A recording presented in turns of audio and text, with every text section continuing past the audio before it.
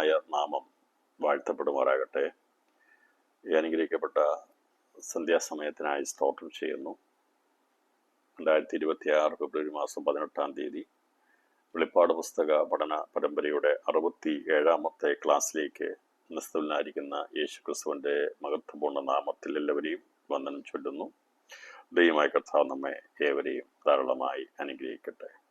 കഴിഞ്ഞ ദിവസങ്ങളിൽ നാം ചിന്തിച്ചത് 6-ാമത്തെ കലശം യൂപ്പർത്തോസ് എന്ന മഹാനദിയിൽ ഒഴിക്കുന്ന സംഭവത്തിനെ കുറിച്ചാണ് നാം ചിന്തിച്ചത്. അത് സംബന്ധമായ വിഷയങ്ങളെക്കുറിച്ച് ചിന്തിച്ചപ്പോൾ യൂപ്പർത്തോസ് എന്ന നദി അത് വറ്റിപ്പോകുമെന്നും കിഴക്ക് നിന്ന് യെരുശലേമിന് കിഴക്കുള്ള രാജാക്കന്മാർ എത്തിച്ചേരത്തക്കവണ്ണമുള്ള വഴികൾ ഒരുക്കപ്പെടുന്നതിനെ കുറിച്ച് നാം ചിന്തിച്ചു. അതുപോലെ തന്നെ ലോകരാജ്യങ്ങളെല്ലാം യെരുശലേമിനെതിരായി ഒന്നിച്ചുകൂടി യുദ്ധം ചെയ്യാനുള്ള കര, വ്യോമ, ജലമാർഗങ്ങളെല്ലാം ഒരുക്കപ്പെടുകയും അത് നിരോധിക്കപ്പെടുവാൻ ഇടയായിത്തീരുകയും ചെയ്യും. ആ സമയത്താണ് കർത്താവിൻ്റെ 2-ാമത്തെ വരവ് എന്നുള്ളതിനെ കുറിച്ച് നാം ചിന്തിച്ചിരുന്നു. എന്നാൽ ഇതിനോടനുബന്ധമായി നാം മനസ്സിലാകുന്നത് ഭൂമിയിൽ ഇതെല്ലാം സംഭവിക്കുമ്പോൾ സ്വർഗീയ യെരുശലേമാകുന്ന പുതിയ യെരുശലേമിൻ്റെ പണി പൂർത്തീകരിക്കപ്പെടുകയാണ് ചെയ്യുന്നത്.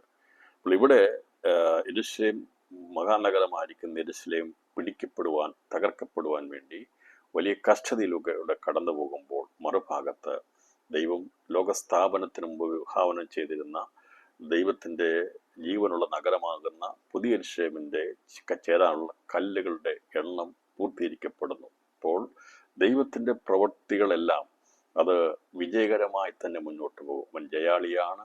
അവൻ പ്ലാൻ ചെയ്തിരിക്കുന്നത് അതുപോലെ തന്നെ സംഭവിക്കും. അപ്പോൾ അനാദിയിൽ രേഖപ്പെടുത്തി വെച്ചിരുന്ന വിഷയങ്ങൾ എങ്ങനെ അത് പ്രവൃത്തിപഥത്തിലേക്ക് വരുന്നു എന്നുള്ളതിനെ കുറിച്ചുള്ള ഏകദേശമായിരിക്കുന്ന ഒരു കാഴ്ചപ്പാടാണ് വെളിപ്പാട് പുസ്തക പഠനത്തോടെ ബന്ധത്തിൽ, സംഭവിപ്പാനുള്ള കാര്യങ്ങളോട് ബന്ധത്തിൽ, ഭാവികാല സംഭവങ്ങളുടെ ബന്ധത്തിൽ നമുക്കത് മനസ്സിലാക്കി തരുന്നത്. അപ്പോൾ ഇന്ന് ഈ രാത്രി നാം ചിന്തിക്കുമ്പോൾ ഇതൊക്കെ ഒരു വള്ളിപുള്ളി വ്യത്യാസമില്ലാതെ സംഭവിക്കുന്ന കാര്യങ്ങളാണ്. വളരെ ചുരുക്കം നാളുകൾ കൊണ്ട് സംഭവിക്കേണ്ട കാര്യങ്ങളാണ് ഇവിടെ രേഖപ്പെടുത്തിയിരിക്കുന്നത്. തുടർന്ന് നമ്മൾ ചിന്തിക്കുന്നത് 16-ാം അധ്യായത്തിലെ ഈ കർത്താവിൻ്റെ 2-ാമത്തെ വരവിനെ കുറിച്ചുള്ള സൂചന നൽകിക്കൊണ്ട്, അപ്പോൾ ഹർമോദം യുദ്ധത്തോടു കൂടി ആ യുദ്ധ സമയത്തോടുള്ള ബന്ധത്തിലായിരിക്കും കർത്താവിൻ്റെ 2-ാമത്തെ വരവെന്നുള്ളത് വളരെ വ്യക്തമാണ്. അപ്പോൾ അതിനുള്ള സൂചന നൽകിക്കൊണ്ടാണ് കർത്താവിൻ്റെ മുന്നറിയിപ്പായിട്ട് 16-ാം അധ്യായം അതിൻ്റെ 15-16 വാക്യങ്ങളിൽ രേഖപ്പെടുത്തിയിരിക്കുന്നത്. ഇപ്പോൾ കർത്താവിൻ്റെ വരവിനെ കുറിച്ചുള്ള കാഴ്ചപ്പാടുകൾ ഏതൊക്കെയുണ്ട്, കാഴ്ചപ്പാടുകൾ എന്നൊക്കെയുള്ളത് മനസ്സിലാക്കി എടുക്കേണ്ടിയിരിക്കുന്നു. ചിലർ പലപ്പോഴും ചോദിക്കാറുണ്ട്, ഒരൊറ്റ വാക്യത്തിൽ കർത്താവ് മധ്യാകാശ പ്രത്യക്ഷതയ്ക്ക് എതിർക്രിസ്തുവിൻ്റെ പഠനത്തിന് മുമ്പാണ് സംഭവിക്കുന്നത്, ഒറ്റ വാക്യത്തിൽ ഉത്തരം പറയാമോ എന്നൊക്കെ ചോദിക്കാറുണ്ട്. അങ്ങനെ ഒരൊറ്റ വാക്യത്തിൽ ഉത്തരം പറയാൻ പറ്റുന്ന രീതിയിലല്ല ബൈബിൾ രേഖപ്പെടുത്തിയിരിക്കുന്നത്. തിരിച്ച് അവരോട് ചോദിക്കാനുള്ളത്, ഒരൊറ്റ വാക്യത്തിൽ കർത്താവിൻ്റെ മധ്യാകാശ പ്രത്യക്ഷത എതിർക്രിസ്തുവിൻ്റെ പഠനത്തിന് ശേഷമാണെന്ന് തെളിയിക്കുന്ന ഏതെങ്കിലും വചനം ഒരൊറ്റ വാക്യമുണ്ടോ? അങ്ങനെ ഒരൊറ്റ വാക്യമില്ല. അപ്പോൾ കർത്താവിൻ്റെ മധ്യാകാശ പ്രത്യക്ഷതയെക്കുറിച്ച്, ഭാവി കാല കർത്താവിൻ്റെ പ്രത്യക്ഷതയെക്കുറിച്ചുള്ള കാര്യങ്ങൾ അത് ഓരോന്നും തരംതിരിച്ച് വ്യക്തമായി മനസ്സിലാക്കിയെടുക്കേണ്ടത് ഈ കാലഘട്ടത്തിൽ ആവശ്യമാണ്. അതെല്ലാം കൂട്ടിക്കുഴച്ച് എല്ലാം കൂടി ഒരുമിച്ച് പഠിച്ചു കഴിഞ്ഞാൽ നമുക്കത് മനസ്സിലാക്കിയെടുക്കാൻ സാധിക്കത്തില്ല. എന്നാൽ ദൈവവചനത്തിൽ ഇതെല്ലാം പറഞ്ഞിരിക്കുന്നു. അതിനെ സെഗ്രിഗേറ്റ് ചെയ്ത് വേർതിരിച്ച് ഒന്നിനോടൊന്ന് ചേർത്ത് പഠിക്കേണ്ടത് നമ്മുടെ ആവശ്യമാണ്. പരിശ്രമം നമുക്ക് തരുന്ന ദൈവകൃപയ്ക്കനുസരിച്ചാണ് നമ്മൾ പഠിക്കേണ്ടത്. ഞാൻ പലപ്പോഴും പറയാറുണ്ട്, കടയിൽ നിന്ന് നിങ്ങൾ സാധനം വാങ്ങിച്ചുകൊണ്ട് വരുമ്പോൾ അതിൻ്റെ അകത്ത് ഒരു സാമ്പാർ വെക്കാനുള്ള സാധനമുണ്ട്, അതിൻ്റെ അകത്ത് എല്ലാം കാണും, അല്ല അവിടെ കൂടിക്കൊഴിഞ്ഞ് കിടക്കുക. അപ്പം അത് വേണ്ട രീതിയിൽ അതിനെ പാകപ്പെടുത്തി എടുക്കുമ്പോഴാണ് അതൊരു ഐറ്റമായിട്ട് ഭക്ഷ്യയോഗ്യമായിട്ട് മുമ്പിൽ വരുന്നത്. അതുപോലെ ഈ വേദവസ്തുത്തിൽ തിരുവചനത്തിൽ അവിടെവിടങ്ങളായി ഇതെല്ലാം നമ്മുടെ കയ്യിൽ തന്നിട്ടുണ്ട്, സഞ്ചിക്കാതെ സാധനം ഇരിക്കുന്ന പോലെയാണ്. ഇതിനെ ഒന്നിനോടൊന്ന് ചേർത്ത് വേണ്ട രീതിയിൽ കൈകാര്യം ചെയ്ത് ഇന്നടത്ത് ഇന്നതാണ് എന്നുള്ള രീതിയിൽ അതിനെ വേണ്ട രീതിയിൽ യോജിപ്പിച്ചെടുക്കുമ്പോഴാണ് ആ പഠനം നമുക്ക് മനസ്സിലാകുന്ന വിധത്തിൽ ക്രമീകൃതമായ രീതിയിൽ മനസ്സിലാക്കിയെടുക്കുന്നത്. അപ്പോൾ അല്ല എങ്കിൽ എല്ലാത്തെക്കുറിച്ചുള്ള ഒരു കാഴ്ചപ്പാട് കാണും, പക്ഷേ എവിടെയാണ് എന്താണ് സംഭവിക്കുന്നതിനെ കുറിച്ചുള്ള വ്യക്തത കാണുകയില്ല. എന്നാൽ 16-ാം അധ്യായം 15-16 വാക്യങ്ങൾ വായിക്കുമ്പോൾ ഇവിടെ പറഞ്ഞിരിക്കുന്നത്, ഞാൻ കള്ളനെ പോലെ വരും, തൻ്റെ ലജ്ഞ കാണുമാറ് നഗ്നനായി നടക്കാതിരിപ്പാൻ തൻ്റെ ഉടുപ്പ് സൂക്ഷിച്ചും യാഗരിച്ചും കൊള്ളുന്നവൻ ഭാഗ്യവാൻ, അവ അവരെ എബ്രായ ഭാഷയിൽ ഹർമഗദോൻ എന്ന പേരുള്ള സ്ഥലത്തിൽ കൂട്ടിച്ചേർത്തു. അപ്പോൾ എതിർക്രിസ്തുവിൻ്റെ ആൾക്കാരെല്ലാം സൈന്യമെല്ലാം ഹർമഗദോൻ എന്ന സ്ഥലത്ത് 3 അശുദ്ധാത്മാക്കൾ സാത്താന്റെയും എതിർക്രിസ്തുവാകുന്ന മൃഗത്തിന്റെയും കള്ളപ്രവാചകന്റെയും വായിൽ നിന്ന് പുറപ്പെട്ട് ലോകത്തിലുള്ള സകല ജാതികളെയും അവരുടെ രാജാക്കന്മാരെ, ഭരണകർത്താക്കളെ, അഥവാ ഇന്നത്തെ അന്ന് നിലനിൽക്കുന്ന രാജാക്കന്മാരെല്ലാവരും എതിർക്രിസ്തുവിന്റെ ഇംഗിതത്തിനനുസരിച്ച് അവർ മുന്നോട്ട് വരികയും അവരെ വശീകരിക്കുന്ന, അതുവരെ അവനോട് യോജിച്ച് നിൽക്കാത്തവരെ എല്ലാം കൂടി വശീകരിക്കുന്ന രീതിയിൽ സാത്താന്റെ വായിൽ നിന്നും എതിർക്രിസ്തുവിന്റെ വായിൽ നിന്നും കള്ളപ്രവാചകന്റെ വായിൽ നിന്നും 3 അശുദ്ധാത്മാക്കൾ, ഭൂതാത്മാക്കൾ പുറപ്പെട്ടാണ് ഇവരെ വശീകരിച്ച് ഇതിലേക്ക് ഈ യുദ്ധത്തിനായി ഒരുക്കിക്കൊണ്ടുവരുന്നത് എന്നാണ് ഇതിനു മുമ്പുള്ള ഭാഗത്ത് നമ്മൾ മനസ്സിലാക്കിയത്. അപ്പോൾ അത് അങ്ങനെ വരണം എന്നുള്ളത് ദൈവം അനുവദിച്ചു കൊടുത്തുകൊണ്ടാണെന്നും നാം മനസ്സിലാക്കിയിരുന്നു. അപ്പോൾ അവരെ എബ്രായ ഭാഷയിൽ ഹർമഗദോൻ എന്ന പേരുള്ള സ്ഥലത്തിൽ കൂട്ടിച്ചേർത്താണ്. ഹർമഗദോൻ എന്ന പേരിന്റെ അർത്ഥം അത് മെഗദോ മല എന്നാണ് എൻ്റെ അർത്ഥം പറഞ്ഞിരിക്കുന്നത്.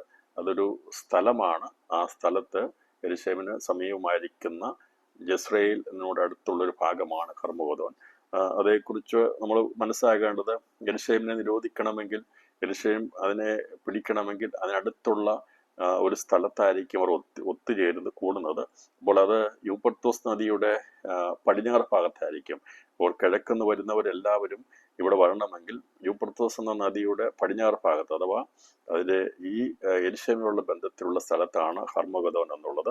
അപ്പോൾ അവിടെ ഇവരെല്ലാം ഒത്തുചേരാനുള്ള സ്ഥല സൗകര്യങ്ങൾ, സൈനിക ക്യാമ്പുകൾ ഉണ്ടാകത്തക്കവണ്ണം ആ ദേശം, നമുക്കറിയാം കുറച്ച് കഴിയുമ്പോൾ ഇതെല്ലാം അവരുടെ അധീനതയിലേക്ക് പോകും. ഇന്നിപ്പം ഇസ്രായേലിന് സ്വന്തമായ സ്ഥലമൊക്കെ ഉണ്ടെങ്കിലും ഇപ്പം ഒരു കാലഘട്ടം വരാൻ പോകുന്നു, ലോകരാജ്യങ്ങളെല്ലാം കൂടെ തീരുമാനമെടുത്തിട്ട് ഒരു പ്രത്യേക സ്ഥലം അതിനുവേണ്ടി വേർതിരിക്കപ്പെടുവാൻ ഇടയായിത്തീരും. അത് ദൈവത്താൽ അത് അനുവദിച്ചിരിക്കുന്നത് കൊണ്ടാണ്. ഹർമഗദോൻ എന്ന പേര് സർവ്വ സൈന്യങ്ങളും ഒത്തുചേരാനുള്ള സംഗമ സ്ഥലമായി അതിനെ മാറ്റിയെടുക്കത്തക്കവണ്ണമുള്ള നിയമങ്ങൾ വരും. ഞാൻ പറഞ്ഞത്, ഇന്ന് ഇസ്രായേലിനുള്ള ബന്ധത്തിൽ കാണുന്ന സ്ഥലങ്ങൾ പാലസ്തീനുള്ള ബന്ധത്തിൽ, മറ്റു പല സ്ഥലങ്ങളുടെ ബന്ധത്തിൽ അത് വിഭജിക്കണമെന്നൊക്കെ പറഞ്ഞ് ഒരുപാട് ചിന്തകൾ നടക്കുന്നുണ്ട്.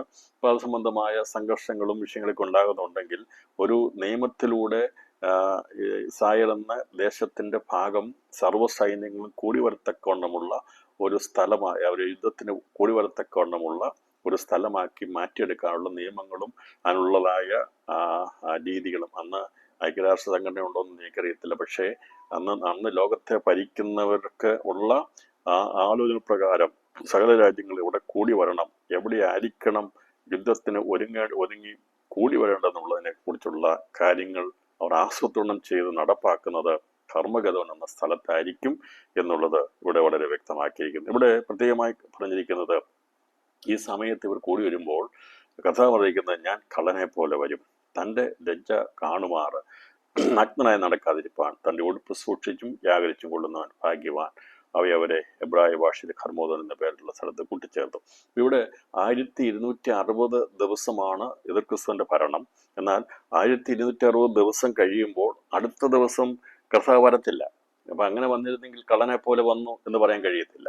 എന്നാൽ നാളും നാഴികയും തിരിച്ചറിയാൻ കഴിയാത്ത ഒരു ദിവസം ദൈവം, കർത്താവായ യേശു ക്രിസ്തു തൻ്റെ വിശുദ്ധന്മാരുമായി വരുമെന്നുള്ളത് എല്ലാവർക്കും അറിയാം. അപ്പം അതേക്കുറിച്ച് നമ്മൾ കഴിഞ്ഞ ദിവസം നമ്മൾ ചിന്തിച്ചപ്പോൾ, കർത്താവ് രണ്ടാമത്തേതിനെ കുറിച്ച് ചിന്തിച്ചപ്പോൾ അത് നമുക്ക് കാണാൻ സാധിക്കുന്നത്, ഏത് നാളും നാഴികയാണെന്ന് അറിയത്തില്ല. 3.5 വർഷം എതിർക്രിസ്തുവിന്റെ ഭരണം കഴിഞ്ഞ ശേഷമായിട്ട് 1335 ദിവസം വരെ കാത്തിരിക്കുക എന്ന് പറഞ്ഞാൽ 1290 മുതൽ 1335 ദിവസം വരെ. അതേക്കുറിച്ച് കണക്ക് നമ്മൾ ദാനിയേൽ പ്രവചനത്തോട് ബന്ധത്തിൽ നമ്മൾ ചിന്തിച്ചിരുന്നു. അതിനനുസരിച്ച് ആയിരിക്കും കർത്താവിന്റെ വരെ. അപ്പോൾ അതേത് ദിവസമാണ്? ഇപ്പം എതിർക്രിസ്തുവിന്റെ ഭരണം കഴിഞ്ഞു കഴിഞ്ഞാൽ ആ ദിവസം ഇപ്പൊ ഈ ഏഴാമത്തെ കാഹളം ഊതുമ്പോൾ അന്ന് ഈ കലശം ഒഴിക്കുന്നതോടുകൂടി അവന്റെ ഭരണത്തിന്റെ കാലാവധി ഏകദേശം അവസാനിക്കുകയാണ് ചെയ്യുന്നത്.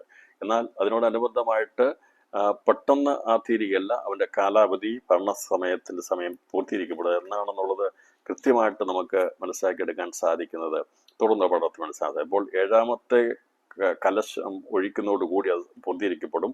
എന്നാൽ അതോടുകൂടി കർത്താവ് യേശുക്രിസ്തുവിന്റെ ഭരണം പൂർത്തീകരിക്കപ്പെടുകയോ അല്ലെങ്കിൽ കർത്താവ് പ്രത്യക്ഷപ്പെടുകയോ ചെയ്യുമെന്ന് പറഞ്ഞിട്ടില്ല. എന്നാൽ ഇവിടെ പറഞ്ഞിരിക്കുന്നത് ഞാൻ കള്ളനെ പോലെ വരും. നമുക്ക് കൃത്യമായിട്ടുള്ള 3.5 വർഷം കഴിഞ്ഞാണ് കർത്താവ് വെളിപ്പെടുത്തിയിരുന്നെങ്കിൽ അങ്ങനെ കള്ളനെ പോലെ വരുമെന്ന് പറയാൻ കഴിയത്തില്ല. കർത്താവ് രണ്ടാമത്തവനോട് ബന്ധപ്പെടുന്നത് നാളും നാഴികയും ഏതാണ്ട് തിരിച്ചറിയാൻ വയ്യത്തില്ലെന്നാണ്. കർത്താവ് കള്ളനെ പോലെ വരും എന്ന് പറഞ്ഞിരിക്കുന്ന 3 സന്ദർഭങ്ങളെ ഈ തണ്ണത്തിൽ നമ്മൾ ചിന്തിച്ച് മനസ്സിലാക്കണം. നമ്മൾ ഒരു വിഷയം കള്ളനെ പോലെ വരും എന്ന് ചിന്തിക്കുമ്പോൾ അത് എടുത്തു വെച്ച് എല്ലാം കൂടെ ഒന്നാണെന്ന് ചിന്തിക്കാൻ പാടില്ല. 3 പ്രത്യക്ഷതകളെ കുറിച്ചുള്ള ബന്ധത്തിലാണ് യേശുക്രിസ്തു കള്ളനെ പോലെ വരും എന്ന് രേഖപ്പെടുത്തിയിരിക്കുന്നത്. അതിൽ ഒന്നാമത്തേത് കർത്താവിന്റെ മധ്യാകാശ പ്രത്യക്ഷയുള്ള ബന്ധത്തിലുള്ളതാണ്. അത് വെളിപ്പാട് പുസ്തകം 3-ാം അധ്യായം 4-ാം വാക്യത്തിൽ അത് രേഖപ്പെടുത്തിയിട്ടുണ്ട്. 3-ാം അധ്യായം 4-ാം വാക്യത്തിൽ സർദീസ് സഭയോടുള്ള ബന്ധത്തിൽ ഇവിടെ രേഖപ്പെടുത്തിയിരിക്കുന്നത് പ്രകാരമാണ്. എങ്കിലും 3-ാം വാക്യം, ആകയാൽ നീ പ്രാപിക്കുകയും കേൾക്കുകയും ചെയ്തത് എങ്ങനെയെന്ന് ഓർത്ത് അത് കാത്തുകൊള്ളുകയും മാനസാന്തരപ്പെടുകയും ചെയ്യുക. നീ ഉണരാതിരുന്നാൽ ഞാൻ കള്ളനെ പോലെ വരും, ഏത് നാഴികയ്ക്ക് നിന്റെ മേൽ വരുമെന്ന് നീ അറിയുകയുമില്ല. എങ്കിലും ഉടുപ്പ് മലിനമാകാത്ത കുറെ പേർ സർദീസിൽ നിനക്കുണ്ട്. അവർ യോഗ്യന്മാരാകിയാൽ വെള്ള ധരിച്ചുകൊണ്ട് എന്നോട് കൂടെ നടക്കും. ജയിക്കുന്നവൻ വെള്ള ഉടുപ്പ് ധരിക്കും. അവന്റെ പേർ ഞാൻ ജീവസൊന്നും അയച്ചു കളയാതെ എൻ്റെ പിതാവിന്റെ സന്നിധിയിലും അവന്റെ ദൂതന്മാരുടെ മുമ്പിലും അവന്റെ പേർ ഏറ്റുപറയും. ആത്മാവോട് പറയുന്നത് എന്തെന്ന് ചെവിയുള്ളവൻ കേൾക്കുക. ഇതേക്കുറിച്ച് നമ്മൾ ചിന്തിച്ചിരുന്നു, പഠിച്ചു. അന്നും ഞാനിത് കർത്താവിന്റെ പ്രത്യക്ഷതയെ കുറിച്ച് പറഞ്ഞിരുന്നതാണ്. ഇനി അത് സംബന്ധമായ ക്ലാസ് കേൾക്കുമ്പോൾ ഞങ്ങൾക്കത് മനസ്സിലാകും. അന്ന് ഞാനിത് ആവർത്തിച്ചതാണ്, ഈ ഭാഗമെടുത്ത് പഠിപ്പിച്ചതാണ്. പക്ഷേ നമുക്കറിയാം, നമ്മളിതൊക്കെ പെട്ടെന്ന് മറന്നു പോകുന്നവരാ. ഇപ്പോൾ കർത്താവിന്റെ മധ്യാകാശ പ്രത്യക്ഷതയെ കുറിച്ചുള്ള കാര്യങ്ങൾ ഇത് സർദീസ് സഭയുടെ ബന്ധത്തിൽ പഠിപ്പിച്ചപ്പോൾ കർത്താവിന്റെ മഹത്വ പ്രത്യക്ഷ നടക്കുന്നതിനെ കുറിച്ചും ഒടുക്കത്തെ നാളിന്റെ പ്രത്യക്ഷതയും കള്ളനെ പോലെയാണ് എന്നുള്ളത് അന്ന് ഞാനത് പറഞ്ഞിരുന്നു. എങ്കിലും ഇത് രാത്രി ഒന്നുകൂടി ആവർത്തിക്കപ്പെടുന്നത് അത് സ്ഥിരമായി മനസ്സിലാക്കാൻ വേണ്ടിയാണ്. നമ്മുടെ ജീവിതത്തിൽ കള്ളനെ പോലെ വരും എന്നുള്ളൊരു വചനം എടുത്തുകൊണ്ട് ഇപ്പൊ കള്ളനെ പോലെ വരും എന്ന് പറഞ്ഞിരിക്കുന്ന എല്ലാം ഒന്നല്ല എന്നുള്ളത് മനസ്സിലാക്കിയെടുക്കാൻ വേണ്ടിയാണ് ഇവിടെ ഞാനൊന്നുകൂടി ആവർത്തിച്ചത് പഠിപ്പിക്കാൻ ആഗ്രഹിക്കുന്നത്. അപ്പോൾ സർദീസിലെ സഭയോടുള്ള ബന്ധത്തിൽ പറഞ്ഞിരിക്കുമ്പോൾ അത് സഭയോടുള്ള ബന്ധത്തിലാണ് പറഞ്ഞിരിക്കുന്നത്, അഥവാ കർത്താവിന്റെ മധ്യാകാശ പ്രത്യക്ഷമുള്ള ബന്ധത്തിലാണ് പറഞ്ഞിരിക്കുന്നത്. ഇവിടെ പറഞ്ഞിരിക്കുന്നത് ഒരു വസ്ത്രത്തെക്കുറിച്ച് പറഞ്ഞിട്ടുണ്ട്, വെള്ള ഉടുപ്പിനെ കുറിച്ചാണ് പറഞ്ഞിരിക്കുന്നത്. അത് തമ്മിലുള്ള വ്യത്യാസം എന്താണെന്ന് നമ്മൾ ഈ 16-ാം അധ്യായത്തിൽ പറഞ്ഞിരിക്കുന്ന ഭാഗമായിട്ട് ചിന്തിക്കുമ്പോൾ മനസ്സിലാകും. ഈ ചെറിയ ചെറിയ ചില വ്യത്യാസങ്ങളുണ്ടെങ്കിലും അതിൽ അടങ്ങിയിരിക്കുന്ന അർത്ഥവ്യാപ്തി വളരെ വലുതാണ്. അതുകൊണ്ട് അത് സംബന്ധമായിട്ടുള്ള കാര്യങ്ങളെ കുറിച്ച് ചിന്തിക്കുമ്പോൾ നമ്മൾ ആ ചെറിയ ഒരു വാക്യമല്ലേ, ഉടുപ്പും വെള്ളയുടുപ്പുമല്ലേ, അല്ലാതെ എന്തായിരിക്കും എത്ര വലിയ പ്രത്യേകം എന്ന് ചിന്തിക്കരുത്. അതിന്റെ വ്യത്യാസം എന്താണെന്നുള്ളത് മനസ്സിലാക്കി എടുക്കേണ്ടത് ആണ്. അപ്പോൾ ഈ പറയുന്ന കർത്താവിന്റെ മധ്യാകാശ പ്രത്യക്ഷതയെ കുറിച്ചുള്ള കാര്യം നമുക്കറിയാം. അതേക്കുറിച്ച് വെളിപ്പാട് ദിവസം 12-ാം അധ്യായത്തിലുള്ള ബന്ധത്തിൽ നാം ചിന്തിച്ചിരുന്നു. അവൻ കള്ളനെ പോലെ വരും. അപ്പൊ ഇന്ന് നമുക്കറിയാം കർത്താവിന്റെ മധ്യാകാശ വരവ് എന്നാണ് നമുക്കറിയത്തില്ല.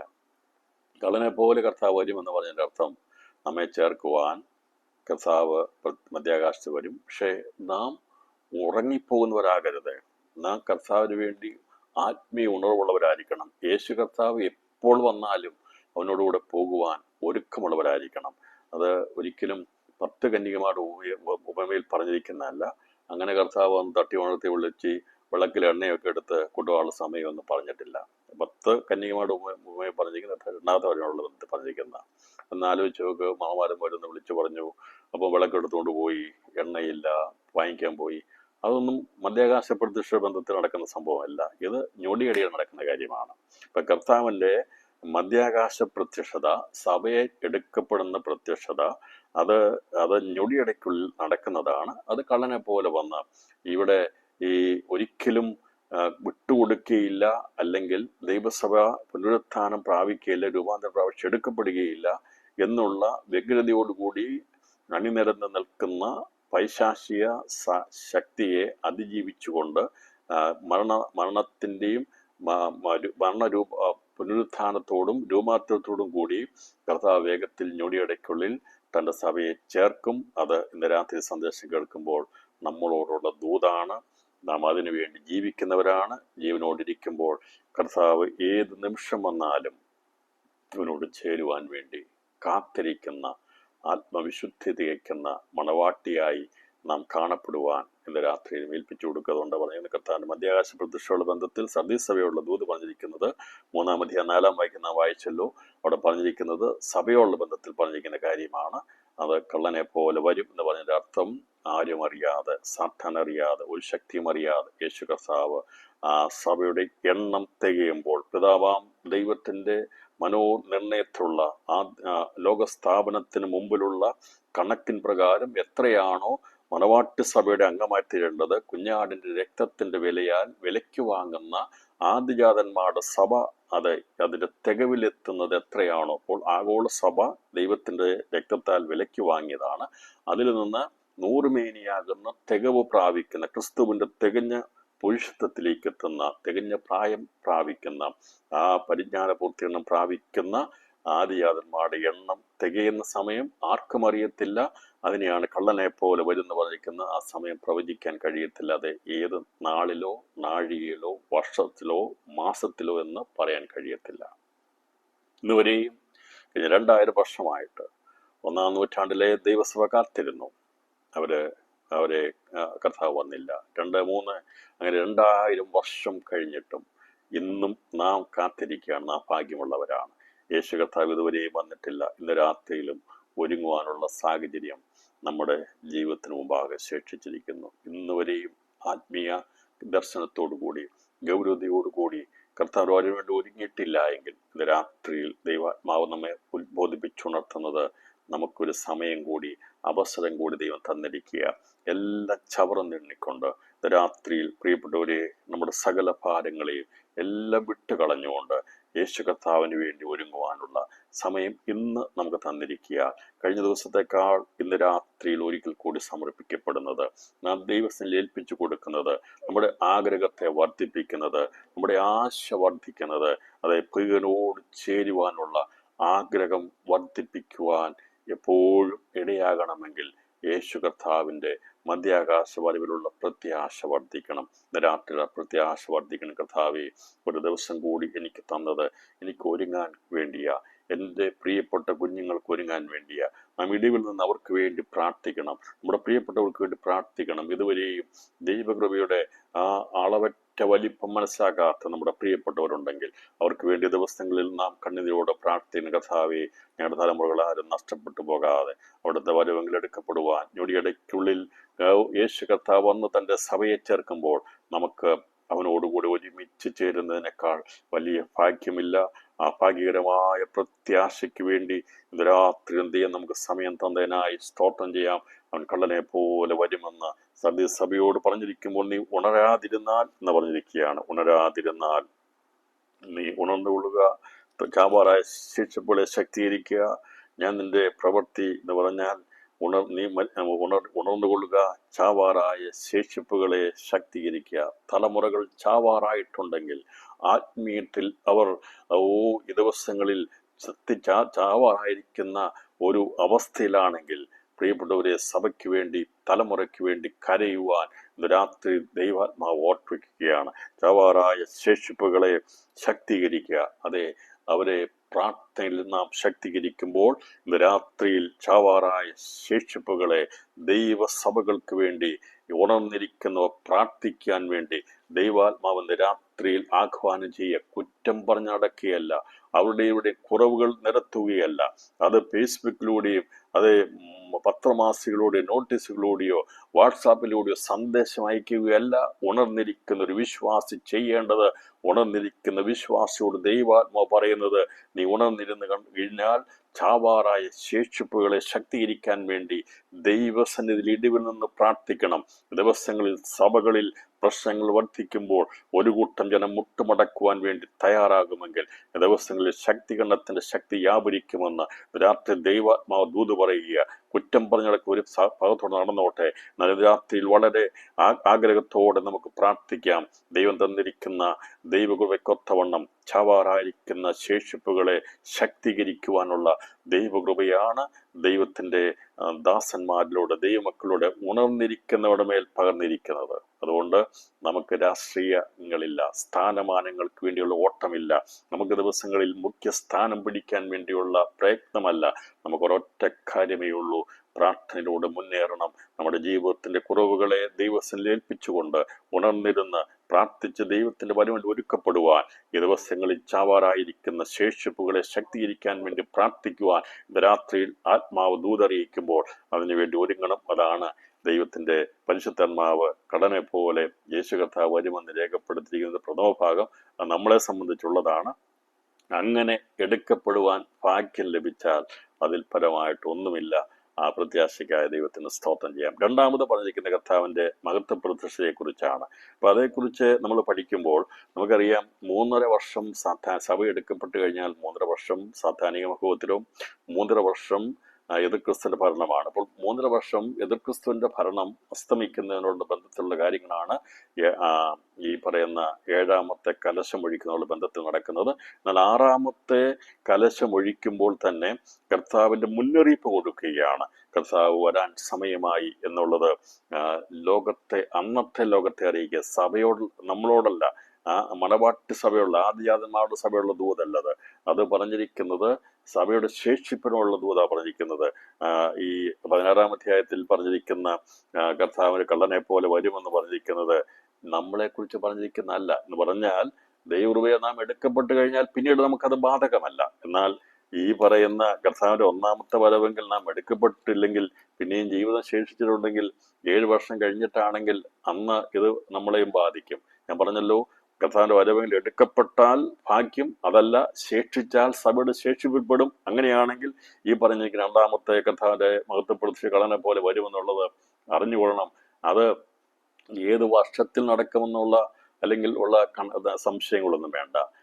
ഏത് നാളിലും നാഴികയിലും എന്നുള്ള വ്യത്യാസമേ ഉള്ളൂ. കാരണം അത് മനസ്സിലാക്കിയെടുക്കാനുള്ള കണക്ക് കാര്യങ്ങളെ ദൈവാത്മാവ് വെളിപ്പെടുത്തിയിട്ടുണ്ട്. അപ്പോൾ ദാനിയേൽ പ്രവചനത്തിൽ പറഞ്ഞിരിക്കുന്ന അനുസരിച്ച് ഇവിടെ പറഞ്ഞിരിക്കുന്നത് ചെയ്യുന്ന കാലം മുതൽ 1290 ദിവസം ചെല്ലും, 1335 ദിവസത്തോളം കാത്തു ജീവിച്ചിരിക്കുന്ന ഒരു ഭാഗ്യവാൻ എന്ന് പറയുന്നത്. കാരണം 1260 ദിവസമാണ് എതിർക്രിസ്തുവിന്റെ ഭരണം. അപ്പോൾ 1260 ദിവസം വരെയുള്ള അത് സ്റ്റഡി ആയിട്ടുള്ളതാണ്, ഫിക്സ്ഡ് ആയിട്ടുള്ളതാണ്, മാറ്റമില്ലാത്തതാണ്. എന്നാൽ നാളും നാഴികയും തമ്മിൽ ചുരുക്കുന്നത് സാത്താനിക മഹത്വം ചുരുക്കപ്പെടത്തില്ല, 3.5 വർഷമായിരിക്കും.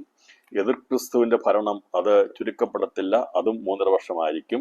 എന്നാൽ നാളും നാഴികയും അറിയാത്ത ദിവസം കള്ളനെ പോലെ വരുമെന്ന് പറഞ്ഞിരിക്കുന്നത് ഇവിടെ പറഞ്ഞിരിക്കുന്ന 1290 ദാനിയേൽ പ്രവചനം എഴുതി അവസാനിപ്പിച്ചിരിക്കുന്നത്, കണക്ക് പറഞ്ഞ് അവസാനിപ്പിച്ചിരിക്കുന്നത്. അപ്പോൾ ഇത് എന്താണെന്നുള്ളത് മനസ്സിലാക്കാൻ ഇന്ന് രാത്രി ദൈവാത്മാവ് നമുക്ക് ബുദ്ധി ഉപദേശിക്കുക.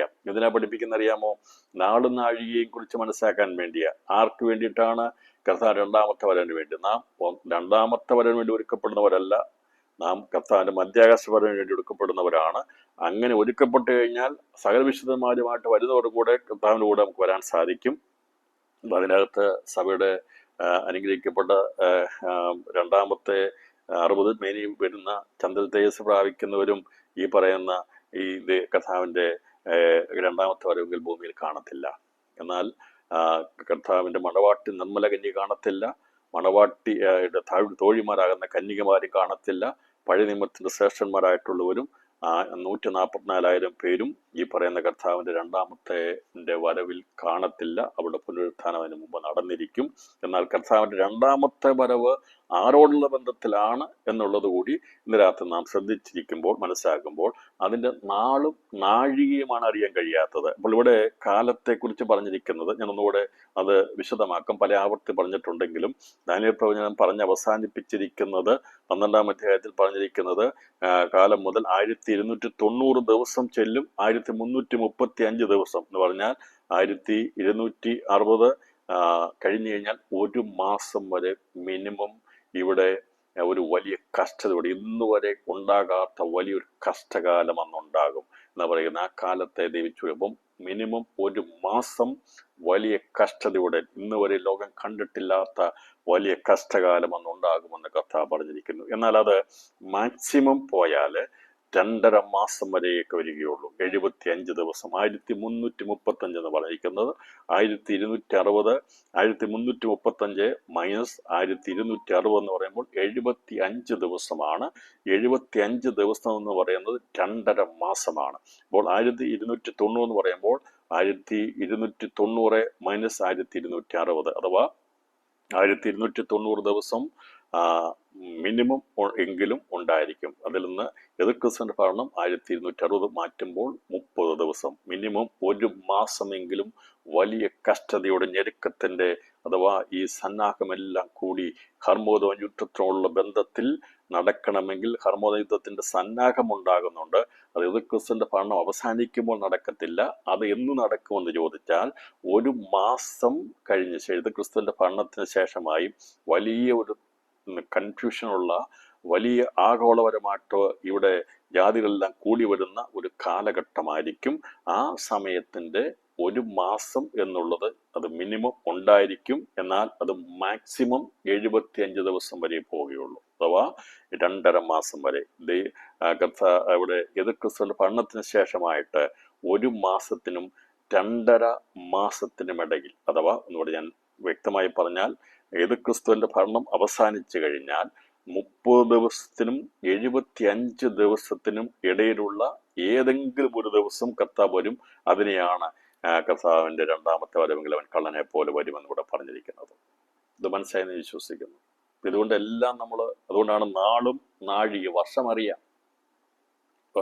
ഇത് പഠിക്കുന്ന, ഇത് രേഖപ്പെടുത്തിയിട്ടിരിക്കുകയല്ലേ, നമ്മൾ റെക്കോർഡ് ചെയ്തിടുകയല്ലേ. ഇത് പ്രയോജനപ്പെടും പ്രിയപ്പെട്ടവരെ. അതുകൊണ്ട് ഇന്ന് കർത്താവിന്റെ മധ്യാകാശവരനെ കുറിച്ച് നമുക്കറിയത്തില്ല. ഏത് വർഷം, ഏത് നാഴിക, ഏത് നാളെന്ന് നമുക്കറിയത്തില്ല. എന്നാൽ കർത്താവിന്റെ രണ്ടാമത്തെ വരവ് മനസ്സിലാക്കിയെടുക്കാൻ സാധിക്കും. നാളും നാഴികയുമാണ് അറിയാൻ കഴിയാത്തത്. അതുകൊണ്ട് നാളും നാഴികയും സുവിശേഷത്തെ പറഞ്ഞിരിക്കുന്നത് കർത്താവിന്റെ രണ്ടാമത്തെ വരവിനെ കുറിച്ചാണ് പറഞ്ഞിരിക്കുന്നത്. നാളും നാഴികയും അറിയത്തില്ല രണ്ടാമത്തെ വരവ്. അപ്പൊ രണ്ടാമത്തെ വരവെങ്കിൽ സ്വർഗീയ തേജസ് പ്രാപിച്ച് സ്വർഗാസുഖത്തിലേക്ക് എടുക്കപ്പെടുന്ന ഒരൊറ്റ മനുഷ്യൻ പോലും ഈ ഭൂമിയിൽ ഉണ്ടായിരിക്കത്തില്ല, മരിച്ചും കിടക്കത്തില്ല എന്നോട് ഞാൻ പറയാം. കർത്താവ് രണ്ടാമത്തെ വരവിന് മുമ്പായി സ്വർഗീയ തേജസ് പ്രാപിക്കുന്ന സൂര്യ തേജസ്, ചന്ദ്ര തേജസ്, നക്ഷത്ര തേജസ്, നക്ഷത്രങ്ങളിൽ വ്യത്യസ്തതയുള്ള തേജസ് പ്രാപിക്കുന്ന 4 തേജസ്സിന്റെ ഗണങ്ങളിൽപ്പെടുന്ന ഒരൊറ്റ വ്യക്തി പോലും ഈ ലോകത്തിൽ കല്ലറയിൽ കിടക്കുകയോ ജീവനോട് കാണുകയില്ല. അവർ മുഴുവനും കർത്താവ് രണ്ടാമത്തെ വരവിന് മുമ്പ് ഈ ലോകത്തിൽ നിന്ന് എടുക്കപ്പെട്ടിരിക്കും. അവരുടെ പുനരുത്ഥാനം നടന്നിരിക്കും. അതേക്കുറിച്ച് നമ്മൾ 12-ാം അധ്യായത്തിലുള്ള ബന്ധത്തിൽ മരിച്ചുവിടുന്ന പുനരുത്ഥാനത്തെക്കുറിച്ച് നാം ചിന്തിച്ചു. 11-ാം അധ്യായത്തിൽ നാം 2 സാക്ഷികളുടെ പുനരുത്ഥാനത്തിലുള്ള ബന്ധത്തിൽ നാം ചിന്തിച്ചു. അങ്ങനെ സ്വർഗീയ യെരൂശലേമിനെ പങ്കെടുക്കാനുള്ള പുതിയ യെരൂശലേമിന്റെ അംഗങ്ങളായി തീരാനുള്ളവർ മീതിയുള്ള യെരൂശലേമിലെ 1-ാം സ്വർഗവും 2-ാം സ്വർഗവും 3-ാം സ്വർഗത്തിലുള്ളവര് ഈ അവര് പുനരുത്ഥാനം പ്രാപിക്കുന്നതിനെ കുറിച്ച് നമ്മൾ ഇതിനോടകം ചിന്തിച്ചു. എന്നാൽ എതിർക്രിസ്തുവിന്റെ സമയത്തിൽ രക്തസാക്ഷികളാകുന്ന തല ഛേദിക്കപ്പെടുന്ന ആത്മാക്കളായവരെ യാഗപീഠത്തിന് കീഴിൽ അഥവാ ഭൂമിക്ക് കീഴിൽ കാണുന്നുണ്ട്. അവരുടെ പുനരുത്ഥാനം നടന്നിട്ടില്ല. അവരുടെ പുനരുത്ഥാനം കൂടി നടന്നതിന് ശേഷമേ എതിർക്രിസ്തുവിന്റെ ഭരണം അവസാനിക്കുകയുള്ളൂ. കാരണം അവസാനമായിട്ട് രക്തസാക്ഷിത്വം വരിക്കുന്നവൻ കൂടി രക്തസാക്ഷിത്വം വരിച്ച് അവരുടെ പുനരുത്ഥാനം നടക്കുന്ന സേനാ ദിവസം കൂടി കഴിഞ്ഞിട്ടേ കർത്താവിന്റെ രണ്ടാമത്തെ വരവ് വരികയുള്ളൂ. അതേക്കുറിച്ച് നമ്മൾ ചിന്തിക്കുന്നതായിരിക്കും. അപ്പോൾ ഞാൻ ഒന്നുകൂടെ പറയാം. സ്വർഗീയ തേജസ് പ്രാപിക്കാനുള്ള സകല മനുഷ്യരും ഈ ലോകത്തിൽ ഹാബേൽ മുതൽ മരിച്ചുപോയ വിശുദ്ധന്മാരായിരിക്കുന്ന ശ്രേഷ്ഠന്മാർ, അബ്രഹാം ഉൾപ്പെടെയുള്ള സകല വിശുദ്ധന്മാരും അവർ മുഴുവനും ഈ കർത്താവിന്റെ രണ്ടാമത്തെ വരവിന് മുമ്പ് അവർ പുനരുത്ഥാനം പ്രാപിച്ച് സ്വർഗാസുഖത്തിലേക്ക് എത്തിയിരിക്കും. അവര് അതുപോലെ രക്തസാക്ഷിത്വം വരിച്ച് ഗോപുരങ്ങളുടെ ഭാഗമായി തീരുവാൻ, അതുപോലെ പുതിയ നിയമസഭയുടെ ശേഷിപ്പിൽപ്പെടുന്ന നഗരത്തിന്റെ ഭാഗമായി തീരാനുള്ള രക്തസാക്ഷികളുടെ എണ്ണവും തികയപ്പെട്ടിരിക്കും. അവരും പുനരുത്ഥാനം. അത് എൻ്റെ ചുരുക്കത്തിൽ പറഞ്ഞാൽ സ്വർഗീയ തേജസ് പ്രാപിപ്പാനുള്ള ഒരൊറ്റ വ്യക്തി പോലും കർത്താവിന്റെ രണ്ടാമത്തെ വരവെങ്കിൽ കാണുകയില്ല. ഇനി അതെങ്ങനെ തെളിയിക്കാം എന്നതുകൂടി ഇന്ന് രാത്രിയിൽ ഞാൻ തെളിയിക്കാൻ കർത്താവിൽ ശരണപ്പെടുകയാണ്. അപ്പൊ അത് വളരെ വേഗത്തിൽ തെളിയിക്കാം. അതിന് ഒരു ചെറിയ ഒരു വാക്കിലുള്ള ഒരു വ്യത്യസ്തത മാത്രം മനസ്സിലാക്കിക്കൊണ്ട് ഈ പറഞ്ഞിരിക്കുന്ന സ്റ്റേറ്റ്മെന്റ് ശരിയാണെന്ന് തെളിയിക്കാനാണ് ഞാനെന്ന് കർത്താവിൽ ശരണപ്പെടുന്നത്. അപ്പോൾ എല്ലാവരും തെളിവ് ചോദിക്കും, എങ്ങനെയാണ് അങ്ങനെ പഠിപ്പിക്കാൻ കഴിയുന്നത്? കർത്താവിന്റെ രണ്ടാമത്തെ വരവിന് മുമ്പായി വിശുദ്ധന്മാരായിരിക്കും സ്വർഗദേശം പ്രാപിക്കാനുള്ള മുഴുവനും എടുക്കപ്പെടും എന്നുള്ളതിന്റെ തെളിവ് എന്താണ് എന്ന് ചോദിക്കുമ്പോൾ ഒന്നാമത്തെ തെളിവ് നമുക്കറിയാം. സകരാന്റെ പറയുന്ന എന്റെ ദൈവമായ യഹോവയും അവനോടുകൂടെ സകല വിശുദ്ധന്മാരും വരും. ഹാനോക്ക് പ്രവചിച്ചു, ഏഴാം തലമുറ ഹാനോക്ക് പ്രവചിച്ചെന്നാണ്. അവൻ പ്രവചിച്ചു അവനോടുകൂടെ സകലവിശുദ്ധന്മാരും വരുമെന്നുള്ളതിനെ കുറിച്ച് ഹാനോക്ക് പ്രവചിച്ചു. അപ്പോൾ ലോകാരംഭത്തിൽ ആദ്യം പ്രവചിച്ച പ്രവചനം കർത്താവിന്റെ രണ്ടാമത്തെ വരവാണ്. അതുകൊണ്ടാണ് ലോകാരംഭം മുതൽ തന്റെ വിശുദ്ധ പ്രവാചകന്മാർ പ്രവചിച്ച പ്രവചനങ്ങൾ നിവൃത്തിയാകുവോളം സ്വർഗം അവനെ കൈക്കൊള്ളേണ്ടതാകുന്നു എന്ന് രേഖപ്പെടുത്തിയിരിക്കുന്നതാണ്. അപ്പോൾ ഏഴാം തലമുറക്കാരനായിരിക്കുന്ന ഹാനോക്ക് പ്രവചിച്ചതാണ് കർത്താവിന്റെ രണ്ടാമത്തവനുള്ള ബന്ധത്തിലെ ആദ്യത്തെ പ്രവചനം. അപ്പൊ ആദ്യത്തെ പ്രവചനം യൂദായുടെ ലേഖനത്തിലാണ് കൊടുത്തിരിക്കുന്നത്. ലോകാരംഭം മുതൽ പ്രവചിച്ച പ്രവചനങ്ങളിലെ സകല പ്രവചനങ്ങളിലും കർത്താവ് അവനോടുള്ള ബന്ധത്തിൽ പറഞ്ഞിരിക്കുന്ന രണ്ടാമത്തവനെ കുറിച്ചാണ് ഹാനോക്ക് പ്രവചിച്ചത്. അതേക്കുറിച്ച് യൂദയുടെ ലേഖനത്തിൽ 14 വാക്യത്തിൽ ആദം മുതൽ ഏഴാമനായ ഹാനോക്കും ഇവരെക്കുറിച്ച് ഇതാ കർത്താവ് എല്ലാവരെയും വിധിപ്പാനും അവൻ അഭക്തിയോട് ചെയ്ത ഭക്തിവിരുദ്ധമായ സകല പ്രവൃത്തികൾ നിമിത്തം ഭക്തികെട്ട പാപികൾ തന്റെ നേരെ പറഞ്ഞ സകല നിഷ്ഠൂരങ്ങളും നിമിത്തം ഭക്തികെട്ടവരെയൊക്കെയും ബോധം വരുത്തുവാനും 1000 വിശുദ്ധന്മാരോട് കൂടെ വന്നിരിക്കുന്നു എന്ന് പ്രവചിച്ചു. ഈ പ്രവചനം പൂർത്തീകരിക്കപ്പെടണം. അതുകൊണ്ടാണ് സഖര്യാവ് പ്രവചിച്ചത്. അപ്പോൾ ആരൊക്കെ പ്രവചിച്ചു? നിരവധി പ്രവാചകന്മാർ പ്രവചിച്ചു. ലോകാരംഭം മുതൽ പ്രവചിച്ച പ്രവചനത്തിലെ പ്രധാന പ്രവചനം ഹാനോക്ക് പ്രവചിച്ച പ്രവചനമാണ്. അതാണ് കർത്താവ് രണ്ടാമത്തവനെ കുറിച്ച് പ്രവചനം ആരംഭിച്ചത്. അപ്പോൾ ആ പ്രവചനം ഇവിടെ പറഞ്ഞിരിക്കുന്നത് ആദം മുതൽ ഏഴാമനായ ഹാനോക്കും ഇവരെക്കുറിച്ച് അതാ കർത്താവ് എല്ലാവരെയും വിധിപ്പാനും അവർ അഭക്തിയോട് ചെയ്ത ഭക്തിവിരുദ്ധമായ സകല പ്രവൃത്തികൾ നിമിത്തം ഭക്തികെട്ട ഭാവികൾ തന്റെ നേരെ പറഞ്ഞ സകല നിഷ്ഠൂരങ്ങളും നിമിത്തവും ഭക്തികെട്ടവരെയൊക്കെയും ബോധം വരുത്തുവാനും 1000 വിശുദ്ധന്മാരുമായി വന്നിരിക്കുന്നു. ഹാനോക്ക് എടുക്കപ്പെടുന്നതിന് മുമ്പ് അവൻ പ്രവചിച്ചു, ഇവിടുന്ന് ഞാൻ മാറ്റപ്പെട്ടാൽ കർത്താവ് ഇവിടെ വരുമ്പോൾ, രണ്ടാമത് വരുമ്പോൾ അവനോട് കൂടെ ഞാനും വരും എന്നുള്ള കാഴ്ചപ്പാട് അവനുണ്ടായിരുന്നു. ഇന്ന് രാത്രിയിൽ ഈ കാഴ്ചപ്പാട് നമുക്ക് ഉണ്ടായിരിക്കണം. ഇവിടുന്ന് നാം മൺമറിയപ്പെട്ടാലും ഇവിടുന്ന് മാറിപ്പോകുകയല്ല. നമ്മുടെ കർത്താവ് അവൻ മധ്യാകാശത്തിൽ പ്രത്യക്ഷമായി നമ്മൾ എടുക്കപ്പെടും. അതിനുശേഷമായി കർത്താവിന്റെ വിശുദ്ധന്മാരെ പുനരുത്ഥാനത്തോടുകൂടി സ്വർഗതേജസ്സോടുകൂടി അവരെ എടുക്കപ്പെടും. കർത്താവ് രണ്ടാമത് വരുമ്പോൾ സകല വിശുദ്ധന്മാരുമായിട്ട് വരുമെന്ന് ഹാബേൽ സഖര്യാവ് പ്രവചിച്ചിട്ടുണ്ടെങ്കിൽ ആ പ്രവചനം പൂർത്തീകരിക്കപ്പെടണം. അതുകൊണ്ടാണ് പറഞ്ഞത്, സ്വർഗീയ തേജസ് പ്രാപിച്ച് പുതിയ യെരൂശലേമിൽ ഉൾപ്പെടാനുള്ള ഒരൊറ്റ വ്യക്തി പോലും കർത്താവ് രണ്ടാമത്തെ വരവിലൂടെ കാണത്തില്ല. പിന്നെ ഇവിടെ വഴി ആരാണ് കാണപ്പെടുന്നത്, അത് ആരായിരിക്കും എന്നുള്ളതിനെ കുറിച്ച് കർത്താവ് രണ്ടാമത്തെ വരവിനോട് ബന്ധത്ത് നാം ചിന്തിക്കേണ്ടിയിരിക്കുന്നു. ഇത് മനസ്സിലായെന്ന് വിചാരിക്കുന്നു. അപ്പോൾ കർത്താവ് രണ്ടാമത്തെ വരവെങ്കിൽ 10 കന്യകമാരായിട്ടുള്ളവരും അതുപോലെ തന്നെ അത്തിവൃക്ഷം പ്രതിദാനം ചെയ്യുന്നവരൊക്കെ ആരാണെന്നുള്ളത് അതിനുള്ള ബന്ധത്തിൽ നമ്മൾ ചിന്തിക്കും. എന്നാൽ ഇവിടെ എൻ്റെ ദൈവമായ യഹോവയും തന്നോടുകൂടെ സകല വിശുദ്ധന്മാരും വരും എന്ന് പറഞ്ഞിരിക്കുന്നതെങ്കിൽ പുനരുത്ഥാനം പ്രാപിച്ച് സ്വർഗീയതേജസ്സ് പ്രാപിക്കുന്ന സകല വിശുദ്ധന്മാരും സ്വർഗീയതേജസ്സ് പ്രാപിക്കാനുള്ള സകല വിശുദ്ധന്മാരും ഇതിനു മുമ്പായി സ്വർഗാസുഖത്തിലേക്ക് എടുക്കപ്പെട്ടിരിക്കും എന്നതിന്റെ വ്യക്തത നൽകാൻ വേണ്ടിയാണ് ഇവിടെ ഈ പറഞ്ഞിരിക്കുന്ന 16-ാം അധ്യായത്തിൽ നമ്മൾ വായിച്ച പറഞ്ഞിരിക്കുന്ന ഭാഗത്തിൽ ഇപ്രകാരം പറഞ്ഞിരിക്കുന്നത്, തന്റെ ഉടുപ്പ് സൂക്ഷിച്ചും ജാഗരിച്ചും കൊള്ളുന്ന ഭാഗ്യവാൻ. ഒന്നുകൂടെ പറയാം, ഞാൻ വായിച്ച് കേൾപ്പിക്കുക. 2 ഭാഗങ്ങളെ തമ്മിൽ വായിച്ചിട്ട് അത് തമ്മിലുള്ള അന്തരം എന്താണ് എന്നുള്ളത് മനസ്സിലാക്കുമ്പോൾ ഈ പുനരുത്ഥാന തേജസ്സിനെ കുറിച്ചുള്ള ബന്ധത്തിലുള്ള വ്യത്യസ്തത മനസ്സിലാക്കാൻ സാധിക്കും. പ്രിയപ്പെട്ടവരെ, ഒരു ഒറ്റ വാക്ക് പോലും എന്ന് പറയുന്നത് ഒരു വള്ളി പുള്ളി മാറാതെ ദൈവം വ്യാഖ്യാനിക്കണമെന്ന് പറഞ്ഞിരിക്കുന്നത്. അല്ലെങ്കിൽ നമ്മുടെ ഇഷ്ടത്തിന് ഉടുപ്പും വെള്ളി ഉടുപ്പും ഒക്കെ നമുക്ക് വിചാരിക്കുന്ന നിസ്സാരമാണെന്ന് തോന്നും. പക്ഷേ അങ്ങനെയല്ല ഇവിടെ രേഖപ്പെടുത്തിയിരിക്കുന്നത്. വെളിപ്പാട് പുസ്തകത്തിൽ നാം കണ്ടിരിക്കുന്ന 3-ാം അധ്യായം 4-ാം വാക്യത്തിൽ പറഞ്ഞിരിക്കുന്ന ഭാഗത്തും ഉടുപ്പിനെ കുറിച്ച് പറഞ്ഞിട്ടുണ്ട്. അത് പറഞ്ഞു വന്നിരിക്കുമ്പോൾ അവിടെ പറഞ്ഞിരിക്കുന്നത് ഉടുപ്പ് മലിനമാകാത്തവരെ കുറിച്ച് പറഞ്ഞിട്ട് വന്നിരിക്കുന്നത് ഇങ്ങനെയാണ് പറഞ്ഞിരിക്കുന്നത്, വെള്ള ഉടുപ്പ് ധരിച്ചുണ്ടനോട് നടക്കും. ഉടുപ്പ് മലിനമാകാത്ത കുറെ പേർ സർദീസിൽ നിനക്കുണ്ട്.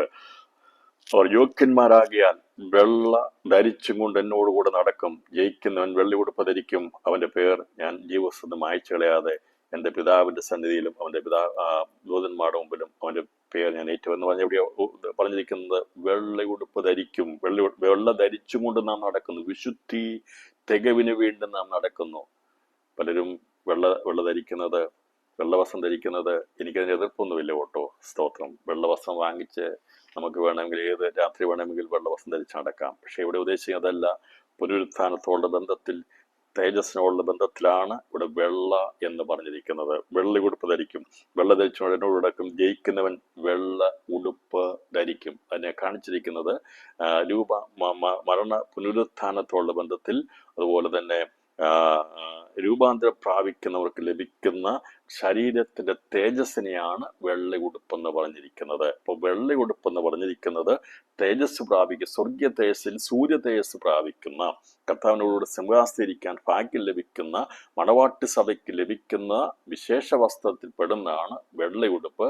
അത് ഉടുപ്പെന്നല്ല പറഞ്ഞിരിക്കുന്നത്. അത് ഈ ഉടുപ്പെന്ന് പറഞ്ഞെങ്കിലും ഉടുപ്പ് മലിനമാകാത്ത എന്ന് പറഞ്ഞിട്ട് കുറെ പേർ സർദീസിൽ നിനക്കൊണ്ട് അവർ യോഗ്യന്മാരാകിയാൽ വെള്ള ധരിച്ചും കൊണ്ട് രാത്രി ദൈവാത്മാവ് ഇതിനെ വിശകലനം ചെയ്ത് പറഞ്ഞാൽ ഇങ്ങനെ പറഞ്ഞിരിക്കുന്നത്, തേജസ്സിന്മേൽ തേജസ് പ്രാപിച്ച് നാം അവനോട് സദൃശന്മാർ, അവന്റെ പ്രതിമയായിത്തീരുന്നു എന്നാണ് കൊരിന്ത്യർ ലേഖനത്തിൽ പറയുന്നത്. ഇപ്പോൾ തേജസ്, ഇപ്പോൾ ആദ്യം നമുക്ക് ലഭിക്കുന്നത് അത് നീതീകരണം പ്രാപിച്ചു. നാം നീതീകരണം പ്രാപിച്ചിട്ട് അനുദിനമായ ജീവിതത്തിൽ വിശുദ്ധീകരണത്തിന്റെ അളവിലേക്ക് തേജസ് പ്രാപിക്കുമ്പോൾ, തേജസ്സിന്മേൽ തേജസ് പ്രാപിച്ച് നാം അവന്റെ അതേ പ്രതിമയായി രൂപാന്തരപ്പെടുന്നതിനെയാണ് ഉടുപ്പ് മലിനമാകാതെ വെള്ള ധരിച്ചുകൊണ്ടെന്ന് പറഞ്ഞാൽ. യേശുവിനെ അനുധാവനം ചെയ്യുമ്പോൾ, യേശുവിനെ അനുഗമിക്കുമ്പോൾ ഓരോ ദിവസവും ഇന്നലെക്കാൾ ഇന്ന് നമ്മുടെ തേജസ് വർദ്ധിക്കുകയാണ്. അങ്ങനെയുള്ളവർ മരണാനന്തരം മാറ്റപ്പെടുമ്പോൾ അവർക്ക് ലഭിക്കുന്നത് തേജസ്സിന്റെ ഏറ്റവും മഹോന്നതമായിരിക്കുന്ന തേജസ്സിന്റെ വസ്ത്രമാകുന്ന വെള്ള വസ്ത്രം, വെള്ള ഉടുപ്പ് ധരിക്കാൻ ലഭിക്കും. അവർ കർത്താവിനോട് ഇരിക്കാനുള്ള കുഞ്ഞാടിന്റെ സിംഹാസനിരിപ്പാൻ യോഗ്യരായിട്ടുള്ളവരാ. അങ്ങനെ ക്രിസ്തുവിനെ അനുധാവനം ചെയ്യുന്ന പ്രിയപ്പെട്ടവർ അവർ വെള്ള ധരിച്ചും കൊണ്ട് നമ്മൾ തേജസ് പ്രാപിച്ചുകൊണ്ട് നാം നടക്കുകയാണ്. രൂപാന്തരത്തിൽ നമുക്ക് ലഭിക്കാൻ പോകുന്ന തേജസ് നിത്യമായിരിക്കും. തേജസ്സാണ്, മാറ്റമില്ലാത്തതാണ്. ഇവിടെ കർത്താവിന്റെ മധ്യാകാശ പ്രത്യക്ഷമുള്ള ബന്ധത്തിൽ കള്ളനെ പോലെ വരുമ്പോൾ അവർക്ക് ലഭിക്കുന്ന വസ്ത്രത്തെക്കുറിച്ച് പറയുന്നത് വെള്ള ഉടുപ്പിനെ കുറിച്ചാണ് പറഞ്ഞിരിക്കുന്നത്. എന്നാൽ 16-ാം അധ്യായത്തിൽ പറഞ്ഞിരിക്കുന്ന ഭാഗത്ത് വെള്ള എന്ന് രേഖപ്പെടുത്തിയിട്ടില്ല. അവിടെ രേഖപ്പെടുത്തിയിരിക്കുന്നത് പ്രത്യേകമായി വായിക്കണം, ശ്രദ്ധയോടെ വായിക്കണം, മനസ്സിലാക്കി വായിക്കണം. ഇവിടെ വെളിപ്പാട് പുസ്തകം 6-ാം അധ്യായത്തിൽ 3-ാം അധ്യായം 4-5 വാക്യങ്ങളിൽ പറഞ്ഞിരിക്കുന്ന വ്യത്യസ്തമായിട്ട് 16-ാം അധ്യായം 15-16 വാക്യങ്ങൾ വരുമ്പോൾ ഞാൻ കള്ളനെ പോലെ വരും. രണ്ട് സന്ദർഭങ്ങളാണ്.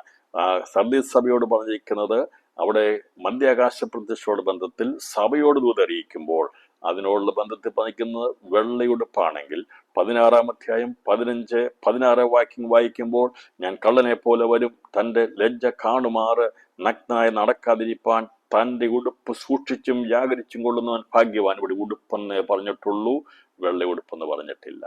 കാരണം അന്ന് കർത്താവിനെ സ്വീകരിക്കാൻ നിൽക്കുന്ന 10 കന്യകമാരിൽ ബുദ്ധിയുള്ള 5 പേരും ഇസ്രായേൽ ജനതയിൽ ബാക്കിയുള്ളവരും അന്ന് ആരൊക്കെയാണോ ദൂതന്മാർ കൊയ്ത്ത് ശേഖരിച്ച് അവിടെ കർത്താവിനെ സ്വീകരിക്കാൻ വേണ്ടി കല്യാണ സദ്യക്ക് വേണ്ടി ഒരുക്കിക്കൊണ്ടിരുന്ന വൃതന്മാരായിട്ടുള്ളവരെ കുറിച്ചാണ് ഇവിടെ പറഞ്ഞിരിക്കുന്നത്. ഉടുപ്പ്, കല്യാണ വസ്ത്രം ധരിക്കുവാൻ ഭാഗ്യം ലഭിക്കുന്നവരെ കുറിച്ച് അവിടെ പറഞ്ഞിരിക്കുന്നത്. കർത്താവ് 2-ാമത്തെ വരവെങ്കിൽ അവർക്ക് ലഭിക്കുന്നത് ഉടുപ്പാണ്, കല്യാണ വസ്ത്രം ധരിക്കുന്നത്. അവർക്ക് വെള്ള ഉടുപ്പല്ല ലഭിക്കുന്നത്. അവരുടെ പുനരുത്ഥാനം നടന്നിട്ടില്ല, അവർക്ക് നിത്യമായ തേജസ് ലഭിച്ചിട്ടില്ല. അതുകൊണ്ടാണ് 16-ാം അധ്യായം 15-16 വാക്യങ്ങൾ പറഞ്ഞിരിക്കുന്നത് ലജ്ജ കാണുമാർ നഗ്നനായി നടക്കാതിരിപ്പാൻ തൻ്റെ ഉടുപ്പ് സൂക്ഷിച്ചും ജാഗരിച്ചും കൊള്ളുന്നവൻ ഭാഗ്യവാൻ. അവരെ എബ്രായ ഭാഷയിൽ ഹർമഗദോൻ എന്ന പേരുള്ള സ്ഥലത്ത് കൂടി. അപ്പോൾ ഇവരെ സൂക്ഷിക്കപ്പെടുവാൻ വേണ്ടി കർത്താവിന് വരുമ്പോൾ അവനെ സ്വീകരിക്കാൻ വേണ്ടി അന്ന് ചേർക്കപ്പെടുന്ന ദൂതന്മാർ കൊയ്ത്ത് നടത്തി ശേഖരിക്കുന്ന, കർത്താവ് മേഘത്തിൽ ഇരുന്ന് കൊയ്യുന്നതിനെ കുറിച്ച് നമ്മൾ ചിന്തിക്കും. ആ ഭാഗത്ത് ചേർക്കപ്പെടുന്നവർക്ക് പുനരുത്ഥാനം നടക്കുന്നില്ല. അവർക്ക് തേജസ് ലഭിക്കുന്നില്ല. അവർ സാധാരണ മനുഷ്യരാണ്. അവർക്ക് പിന്നീട് മരണമുണ്ടാകും. അവരുടെ നിലവാരത്തിൽ നിന്ന് അവർക്ക് താഴെ പോകാം, വീണു പോകാം. പക്ഷേ സ്വർഗീയ തേജസ് പ്രാപിക്കുന്ന വെള്ള നിലയങ്കി, വെള്ള ഉടുപ്പ് ധരിക്കുന്നവർക്ക് സ്ഥിരമായിട്ടുള്ളതാണ്. അത് തേജസ്സിന്റെ വസ്ത്രമാണ്, സ്വർഗീയ വസ്ത്രമാണ്. അത് ലഭിക്കുന്നവർക്ക് അത് മാറ്റമില്ലാത്തതാണ്. അതുകൊണ്ടാണ് ഇവിടെ പറഞ്ഞിരിക്കുന്നപ്പോൾ വെളിപ്പാട് പുസ്തകത്തിൽ രേഖപ്പെടുത്തിയിരിക്കുന്ന വചനത്തിനകത്ത് ഒരു വള്ളിയും പുള്ളിയും മാറരുതെന്ന് പറയാൻ കാരണം അത് പഠിപ്പിക്കേണ്ട പോലെ രീതിയിൽ വ്യാഖ്യാനിച്ചു പോയെങ്കിൽ അത് വ്യത്യസ്ത മനസ്സിലാകുമ്പോൾ സർദീസ് സഭയോട് പറഞ്ഞതിൻ്റെ അകത്ത് വെള്ളി ഉടുപ്പും രണ്ടാമത്തവനുള്ള ബന്ധത്തിൽ ആറാമത്തെ കലശം ഒഴിക്കുന്നതിനുള്ള ബന്ധത്തിൽ പറഞ്ഞിരിക്കുന്ന ആ സമയത്ത് പറഞ്ഞിരിക്കുന്ന കർത്താവിന്റെ രണ്ടാമത്തെ വരവാണെന്നും ഇപ്പം കർത്താവിന്റെ രണ്ടാമത്തെ വരവെങ്കിൽ അന്ന് പുനരുത്ഥാനമോ അല്ലെങ്കിൽ തേജസ്സിന്റെ വസ്ത്രമോ ധരിക്കുന്ന ആരും തന്നെ ഭൂമിയിൽ ശേഷിച്ചിരിക്കുന്നില്ല എന്നത് വചനപരമായ രീതിയിൽ വെളിപ്പെടുത്തിയിരിക്കുന്നത് ഈ ഒരൊറ്റ വാക്യത്തിന്റെ അടിസ്ഥാനത്തിലാണ്. 3-ാം അധ്യായത്തിൽ സഭയോട് ബന്ധത്തിൽ വെള്ളയുടുപ്പെന്ന് പറയുന്നത് തേജസ്സിന്റെ വസ്ത്രമാണ്. ക്രിസ്തുവോട് സദൃശരായിത്തീരുന്നവരാണ്. അവർക്ക് ലഭിക്കാൻ പോകുന്ന തേജസ് സൂര്യ തേജസ് ആണെങ്കിൽ 16-ാം അധ്യായത്തിൽ പറഞ്ഞിരിക്കുന്ന 15-16 വാക്യങ്ങളിൽ അന്നും കള്ളനെ പോലെ വരും. രണ്ടാമത്തെ പ്രത്യക്ഷതയാണ്. അന്ന് പ്രത്യക്ഷപ്പെടുമ്പോൾ കല്യാണ സദ്യക്ക് ക്ഷണിക്കപ്പെട്ടവർ ഭാഗ്യവാന്മാരാ. അവർക്ക് കല്യാണ വസ്ത്രത്തിന്റെ ഇതേ ഉള്ളൂ. ഞാൻ പറഞ്ഞല്ലോ, രാജകീയ വസ്ത്രമാണ് അവർക്ക് ലഭിക്കുന്നത്. അത് സൂക്ഷിച്ചു കഴിഞ്ഞാൽ കല്യാണശാലയിൽ പ്രവേശിക്കാനുള്ള ഭാഗ്യമാണുള്ളത്. അവർ സാധാരണ മനുഷ്യരാണ്. പുനരുത്ഥാനം പ്രാപിക്കുന്നവരോ തേജസ് പ്രാപിക്കുന്നവരോ അല്ല. കർത്താവിന്റെ രണ്ടാമത്തെ വരവെങ്കിൽ ഒരു കല്ലറയും തുറക്കപ്പെടുകയില്ല. ഇവിടെ അങ്ങനെയുള്ള ഒരു കാര്യം നടക്കുകയില്ല. അന്ന് സംഭവിക്കുന്നത് ദൈവത്തിന്റെ ദൂതന്മാർ ദൈവം അയച്ചിട്ട് ഭൂമിയുടെ അറുതികളിൽ നിന്ന് ഈ പറയുന്ന വൃതന്മാരായിട്ടുള്ളവരെ, ഈ വെള്ള അന്ന് ഉടുപ്പ് സൂക്ഷിച്ചു നിൽക്കുന്നവരെ, അവരെ ചേർത്ത് ഒലിവുമലയിൽ ഇറങ്ങി വരുന്ന കർത്താവിനെ സ്വീകരിക്കാൻ വേണ്ടി യെരൂശലേമിൽ കൂട്ടിവരുത്തുകയാണ് അന്ന് ചെയ്യുന്നത്. അത് സംബന്ധമായി കൂടുതൽ നമ്മൾ പഠിക്കും. ഇത് കർത്താവിന്റെ മധ്യാകാശ പ്രത്യക്ഷതയും കർത്താവിന്റെ മഹത്വ പ്രത്യക്ഷതയെ കുറിച്ച് ഉള്ള രണ്ട് വ്യത്യസ്തമായ സമയങ്ങളിൽ ഉള്ള ആൾക്കാർ ആരൊക്കെയാണെന്നുള്ളതും കള്ളനെ പോലെ ഒരു രണ്ടും പറഞ്ഞിട്ടുണ്ടെങ്കിലും അതിന്റെ വ്യത്യസ്തത എന്താണെന്നും ഇന്ന് രാത്രിയിൽ മനസ്സിലായി എന്ന് വിശ്വസിക്കുന്നപ്പോൾ 3-ാം അധ്യായത്തിൽ പറഞ്ഞിരിക്കുന്ന 4-ാം വാക്യത്തിൽ 4-5 വാക്യങ്ങൾ പറഞ്ഞിരിക്കുന്നതും 16-ാം അധ്യായത്തിൽ 15 മുതൽ 16 വരെയുള്ള വാക്യങ്ങൾ പറഞ്ഞിരിക്കുന്നതും തമ്മിൽ ഒരൊറ്റ വാക്കിന്റെ വ്യത്യാസമേ ഉള്ളൂ. രണ്ടിടത്തും ഉടുപ്പെന്ന് പറഞ്ഞിട്ടുണ്ട്. പക്ഷേ 16-ാം അധ്യായത്തിൽ പറഞ്ഞിരിക്കുന്നത് വെള്ള ഉടുപ്പെന്ന് പറഞ്ഞിട്ടില്ല, വെള്ള എന്ന് പറഞ്ഞിട്ടില്ല. എന്നാൽ സഭയോടുള്ള ബന്ധത്തിൽ പറഞ്ഞിരിക്കുന്നത് നമുക്ക് ലഭിക്കാനുള്ള തേജസ്സിനെ കുറിച്ചാണ് വെള്ള എന്ന് പറഞ്ഞിരിക്കുന്നത്. വെള്ള ഉടുപ്പും വെള്ള നിലയെങ്കിലും ആരൊക്കെയാണെന്നുള്ളത് നമ്മൾ തുടർന്നുള്ള കാര്യങ്ങളെ കുറിച്ച് ചിന്തിക്കും. ഇത് മനസ്സിലായെന്ന് വിചാരിക്കുന്നു. അപ്പോൾ ഞാൻ കള്ളനെ പോലെ വരും, തൻ്റെ ലജ്ജ കാണുമാറ് നഗ്നനായി നടക്കാതിരിപ്പാൻ തൻ്റെ ഉടുപ്പ് സൂക്ഷിച്ചും ജാഗരിച്ചും കൊള്ളുന്നവൻ ഭാഗ്യവാൻ. അവരെ എബ്രായ ഭാഷയിൽ ഹർമഖദോൻ എന്ന പേരുള്ള സ്ഥലത്തിൽ കൂട്ടിച്ചേർത്തു എന്ന് പറയുമ്പോൾ അന്ന് അവരെ എബ്രായ ഭാഷ ഹർമോദ് എന്ന പേരുള്ള സ്ഥലത്തെ കുറിച്ചത് രണ്ട് ഭാഗമാണെന്ന് സൂക്ഷിച്ചിരിക്കാൻ പറഞ്ഞിരിക്കുന്നു. അവരെ എന്ന് പറഞ്ഞാൽ എന്ന് പറഞ്ഞിരിക്കുന്നത് കർത്താവിന്റെ കാര്യമല്ല പറഞ്ഞിരിക്കുന്നത്. ഈ കള്ളപ്രവാചകന്റെയും എതിർക്രിസ്തുവിന്റെയും സാത്താന്റെയും വായിൽ നിന്ന് പുറപ്പെടുന്ന ഭൂതാത്മാക്കൾ അവരെ ഈ പറയുന്ന സ്ഥലത്ത് കൂട്ടിച്ചേർത്തുന്ന മറുഭാഗത്ത് ദൈവം തന്നെ സ്വീകരിക്കാൻ വേണ്ടിയുള്ള അന്ന് ജീവനോടിരിക്കുന്ന മനുഷ്യരിൽ വൃതന്മാരായിട്ടുള്ളവരെ ഇസ്രായേലിൽ നിന്നുള്ള ശേഷിപ്പുള്ളവരെയും 144,000 അല്ല, അവസാനത്തെ ശേഷിപ്പെടുന്നവരെയും അതുപോലെ തന്നെ സഭയുടെ ശേഷിപ്പിന്റെ സുവിശേഷത്തിന്റെ അവസാന ഭാഗമായിരിക്കുന്ന കയ്യിൽ വിളക്ക് എന്നുന്ന കന്യകമാരെയും. അപ്പോൾ ഞാൻ ഒന്നുകൂടെ ഇവിടെ അത് വ്യക്തമാക്കി പഠിപ്പിക്കാം. അപ്പോൾ 7 വിളക്കുകൾ ആഗോള സഭയിൽ തികവ് പ്രാപിക്കുന്ന സഭയെ വെളിപ്പെടുത്തുന്നു. അതിനുശേഷമായി പറഞ്ഞിരിക്കുന്ന 2 നിലവിളക്കുകൾ 2 സന്ദർഭങ്ങളിലായി ചേർക്കപ്പെടുവാനുള്ള സ്വർഗദേശ പ്രാപിക്കാനുള്ള വെള്ള നിലയെങ്കിൽ പ്രാപിക്കുന്നവരെ വെളിപ്പെടുത്തുന്നു. കൈവിളക്കേന്തിയിരിക്കുന്നത് കാണിച്ചിരിക്കുന്നത് സുവിശേഷത്തിന്റെ അവസാന ശേഷിപ്പിനെയാണ്. 7 നിലവിളക്ക്, 2 നിലവിളക്ക്, ബുദ്ധി ഉള്ള കന്യകമാർ കയ്യിലെന്തുന്ന അവരുടെ കൈവിളക്കുകൾ. അപ്പോൾ 7 നിലവിളക്കും 2 നിലവിളക്കും അത് നിർമ്മല കന്യകയും കുഞ്ഞാടിന്റെ മണവാട്ടിയുടെ തോഴിമാരാകുന്നവരെ അഥവാ സൂര്യ തേജസ്സും ചന്ദ്ര തേജസ്സും പ്രാപിപ്പാനുള്ളവരെ കുറിച്ച് വെളിപ്പെടുത്തിയെന്ന് അതേക്കുറിച്ച് ഉള്ള ഭാഗങ്ങളുടെ ഒരു ഭാഗം നമ്മൾ പഠിച്ചു കഴിഞ്ഞു. എന്നാൽ ഇവിടെ ഈ പറയുന്ന കർത്താൻ രണ്ടാമത്തെ വരവെങ്കിൽ ഉള്ളവർ കൈവിളക്കേന്തിയ കന്യകമാരാണ്. കൈവിളക്കേന്തിയ കന്യകമാരും നിലവിളക്കിൽപ്പെടുന്നവരും തമ്മിൽ വ്യത്യാസമുണ്ട്. അവരെ കൈവിളക്കേന്തിയവരാണ്. അവർക്ക് ലഭിക്കുന്ന ഉടുപ്പ് അത് തേജസ്സിന്റെ വസ്ത്രമല്ല, അത് കല്യാണ സദ്യയിൽ പങ്കെടുക്കുവാനും ഭൂമിയിലെ പട്ടണങ്ങളെ ഭരിക്കാനുള്ള അധികാരവുമാണ് അന്ന് ചേർക്കപ്പെടുന്ന ബുധന്മാർക്കുള്ളത്. എൻ്റെ പ്രിയപ്പെട്ടവരെ, നമ്മൾ കർത്താവിൽ മണവാട്ടിയായി ചേർന്ന ശേഷമായിട്ട് 10 പട്ടണം ഭരിക്കാൻ പോകത്തില്ല, 5 പട്ടണം ഭരിക്കാൻ പോകത്തില്ല, 2 പട്ടണം ഭരിക്കും. നമ്മൾ മഹാരാജാവിനോട് കൂടെ വാഴുന്ന അവന്റെ മണവാളന്റെ രാജ്ഞിയാണ്. ഇനി ആർക്കെങ്കിലും പട്ടണം ഭരിക്കാനൊക്കെ പോകണമെന്നുണ്ടെങ്കിൽ ഈ കൂട്ടത്തിൽ പെട്ടാൽ മതി. എനിക്ക് 5 പട്ടണം ഭരിക്കാനുള്ള 10 പട്ടണം ഭരിക്കാനുള്ള കൂട്ടത്തിൽ പെടാനുള്ളവരല്ല. ഇതേക്കുറിച്ചൊക്കെ നമ്മൾ മനസ്സിലായി. ഞാനത് പറഞ്ഞു പോകുമ്പോൾ നിങ്ങൾക്ക് സംശയം കൂടി വരുമായിരിക്കും. സംശയം ഉണ്ടാകുന്നത് നല്ലതാണ്, പക്ഷേ ഉള്ളത് പറയാതിരിക്കാൻ പറ്റത്തില്ലല്ലോ. ഉള്ളത് പറയുകയാണ്. അപ്പോൾ ഈ പറഞ്ഞിരിക്കുന്നത് മണവാട്ടിയായി മണവാളനോട് കൂടി ചേർന്ന് രാജാവായിട്ട് വരുമ്പോൾ, രാജ്ഞിയായിട്ട് വരുമ്പോൾ യേശു 10 പട്ടണം ഭരിക്കാനല്ല, അവൻ ലോകത്തെ മുഴുവൻ ഭരിക്കാനാണ് വരുന്നത്. അങ്ങനെയാണെങ്കിൽ അവന്റെ മണവാട്ടിയും സർവ്വലോകത്തെയും ഭരിക്കുന്ന അല്ലാതെ ഞാൻ ഉദാഹരണം പറഞ്ഞാൽ പഞ്ചായത്ത് പ്രസിഡന്റും തമ്മിൽ വ്യത്യാസമുണ്ട്. പഞ്ചായത്ത് പ്രസിഡന്റിന്റെ ഭാര്യയും ഇന്ത്യൻ പ്രസിഡന്റിന്റെ ഭാര്യയും തമ്മിൽ വ്യത്യാസമുണ്ട്. ഞാൻ ഉദാഹരണം പറഞ്ഞതാണ്. ഇപ്പോൾ രാജ്യത്തിന്റെ പ്രസിഡന്റിന്റെ ഭാര്യ എന്ന് പറഞ്ഞാൽ അത് പ്രഥമ വനിതയാണ്. എന്നാൽ പഞ്ചായത്ത് പ്രസിഡന്റിന്റെ ഭാര്യയും അത് പ്രഥമ വനിതയാണ്, പഞ്ചായത്തിൽ ഉൾപ്പെടുന്നതാണ്. അതുകൊണ്ട് പട്ടണങ്ങളെ ഭരിക്കാൻ വേണ്ടിയുള്ള അധികാരമല്ല മണവാട്ടി സഭയ്ക്കോ അവനോടുകൂടി സ്വർഗീയ തേജസ് പ്രാപിക്കുന്നവർക്കോ ലഭിക്കുന്നത്. അത് അന്ന് ഈ കല്യാണ സദ്യക്ക് വിളിക്കപ്പെടുന്നവർക്ക് കല്യാണ സദ്യയിലും അവർക്ക് ലഭിക്കുന്ന പ്രതിഫലത്തോടുള്ള ബന്ധത്തിൽ അവർക്ക് അന്ന് കൊടുക്കുന്നത് പട്ടണങ്ങളെ ഭരിക്കാനുള്ളതുമാണ്. അപ്പോൾ നിങ്ങൾ ഇതിനു മുമ്പ് കേട്ടിട്ടുള്ളവർക്കൊക്കെ ഒരുപക്ഷെ കുറച്ചും കൂടെ മുൻവിധിയോടുകൂടി ചിന്തിക്കേണ്ടതായിട്ട് വരും. ഇതൊക്കെ ശരിയാണോ എന്നുള്ളത്.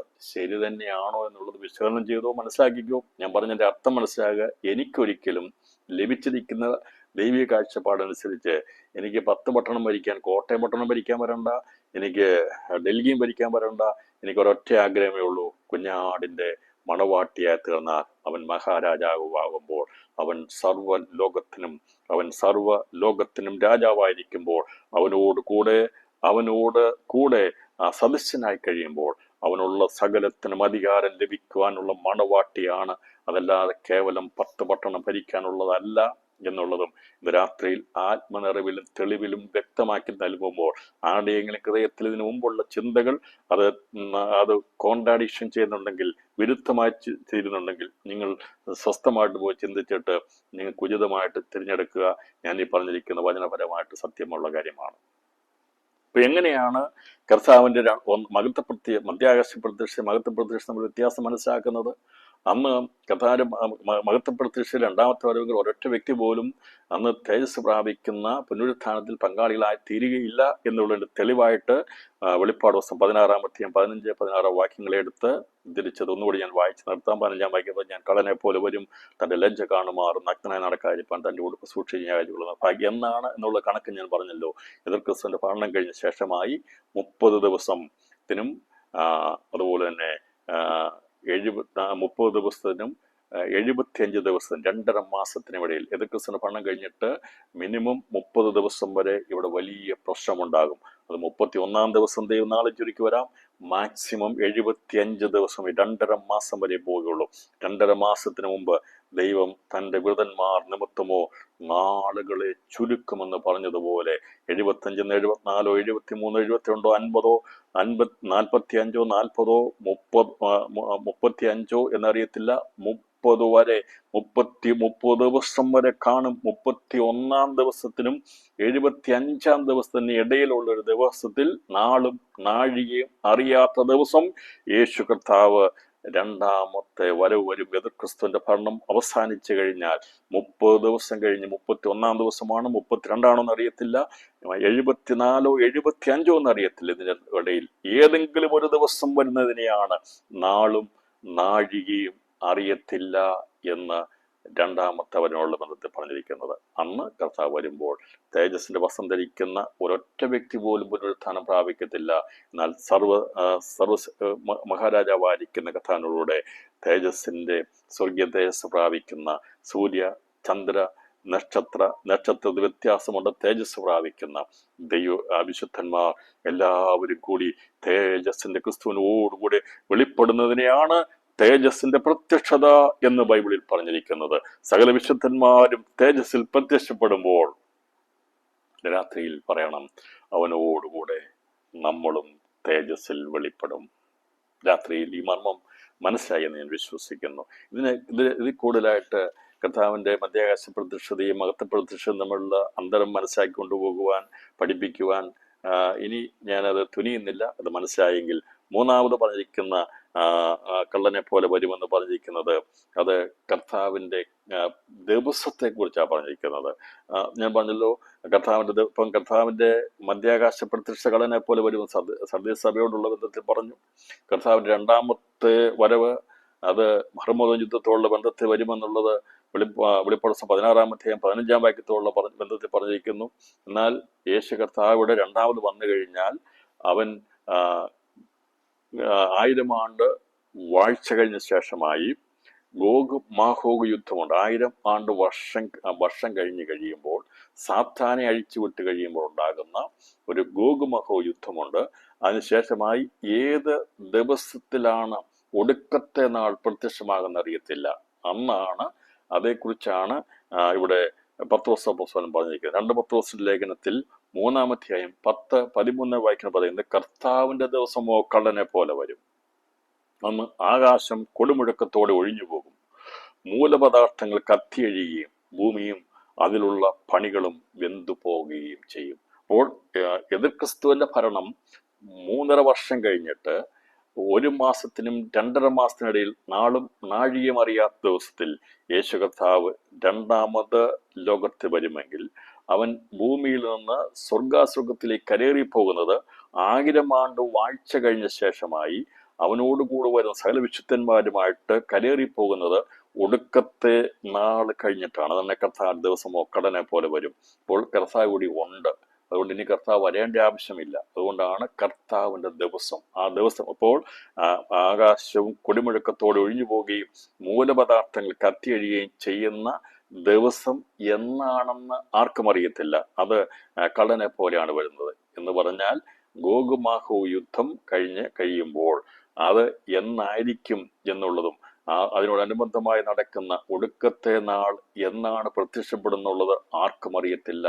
അത് കള്ളനെ പോലെയാണ് വരുന്നത്. അപ്പോൾ ഈ 3 കാര്യങ്ങളെ കുറിച്ച് പറയുമ്പോൾ 2 കർത്താവിന്റെ പ്രത്യക്ഷതയെക്കുറിച്ചാണ്, മധ്യാകാശ പ്രത്യക്ഷതയെക്കുറിച്ചും മഹത്വ പ്രത്യക്ഷതയെക്കുറിച്ചുമാണ്.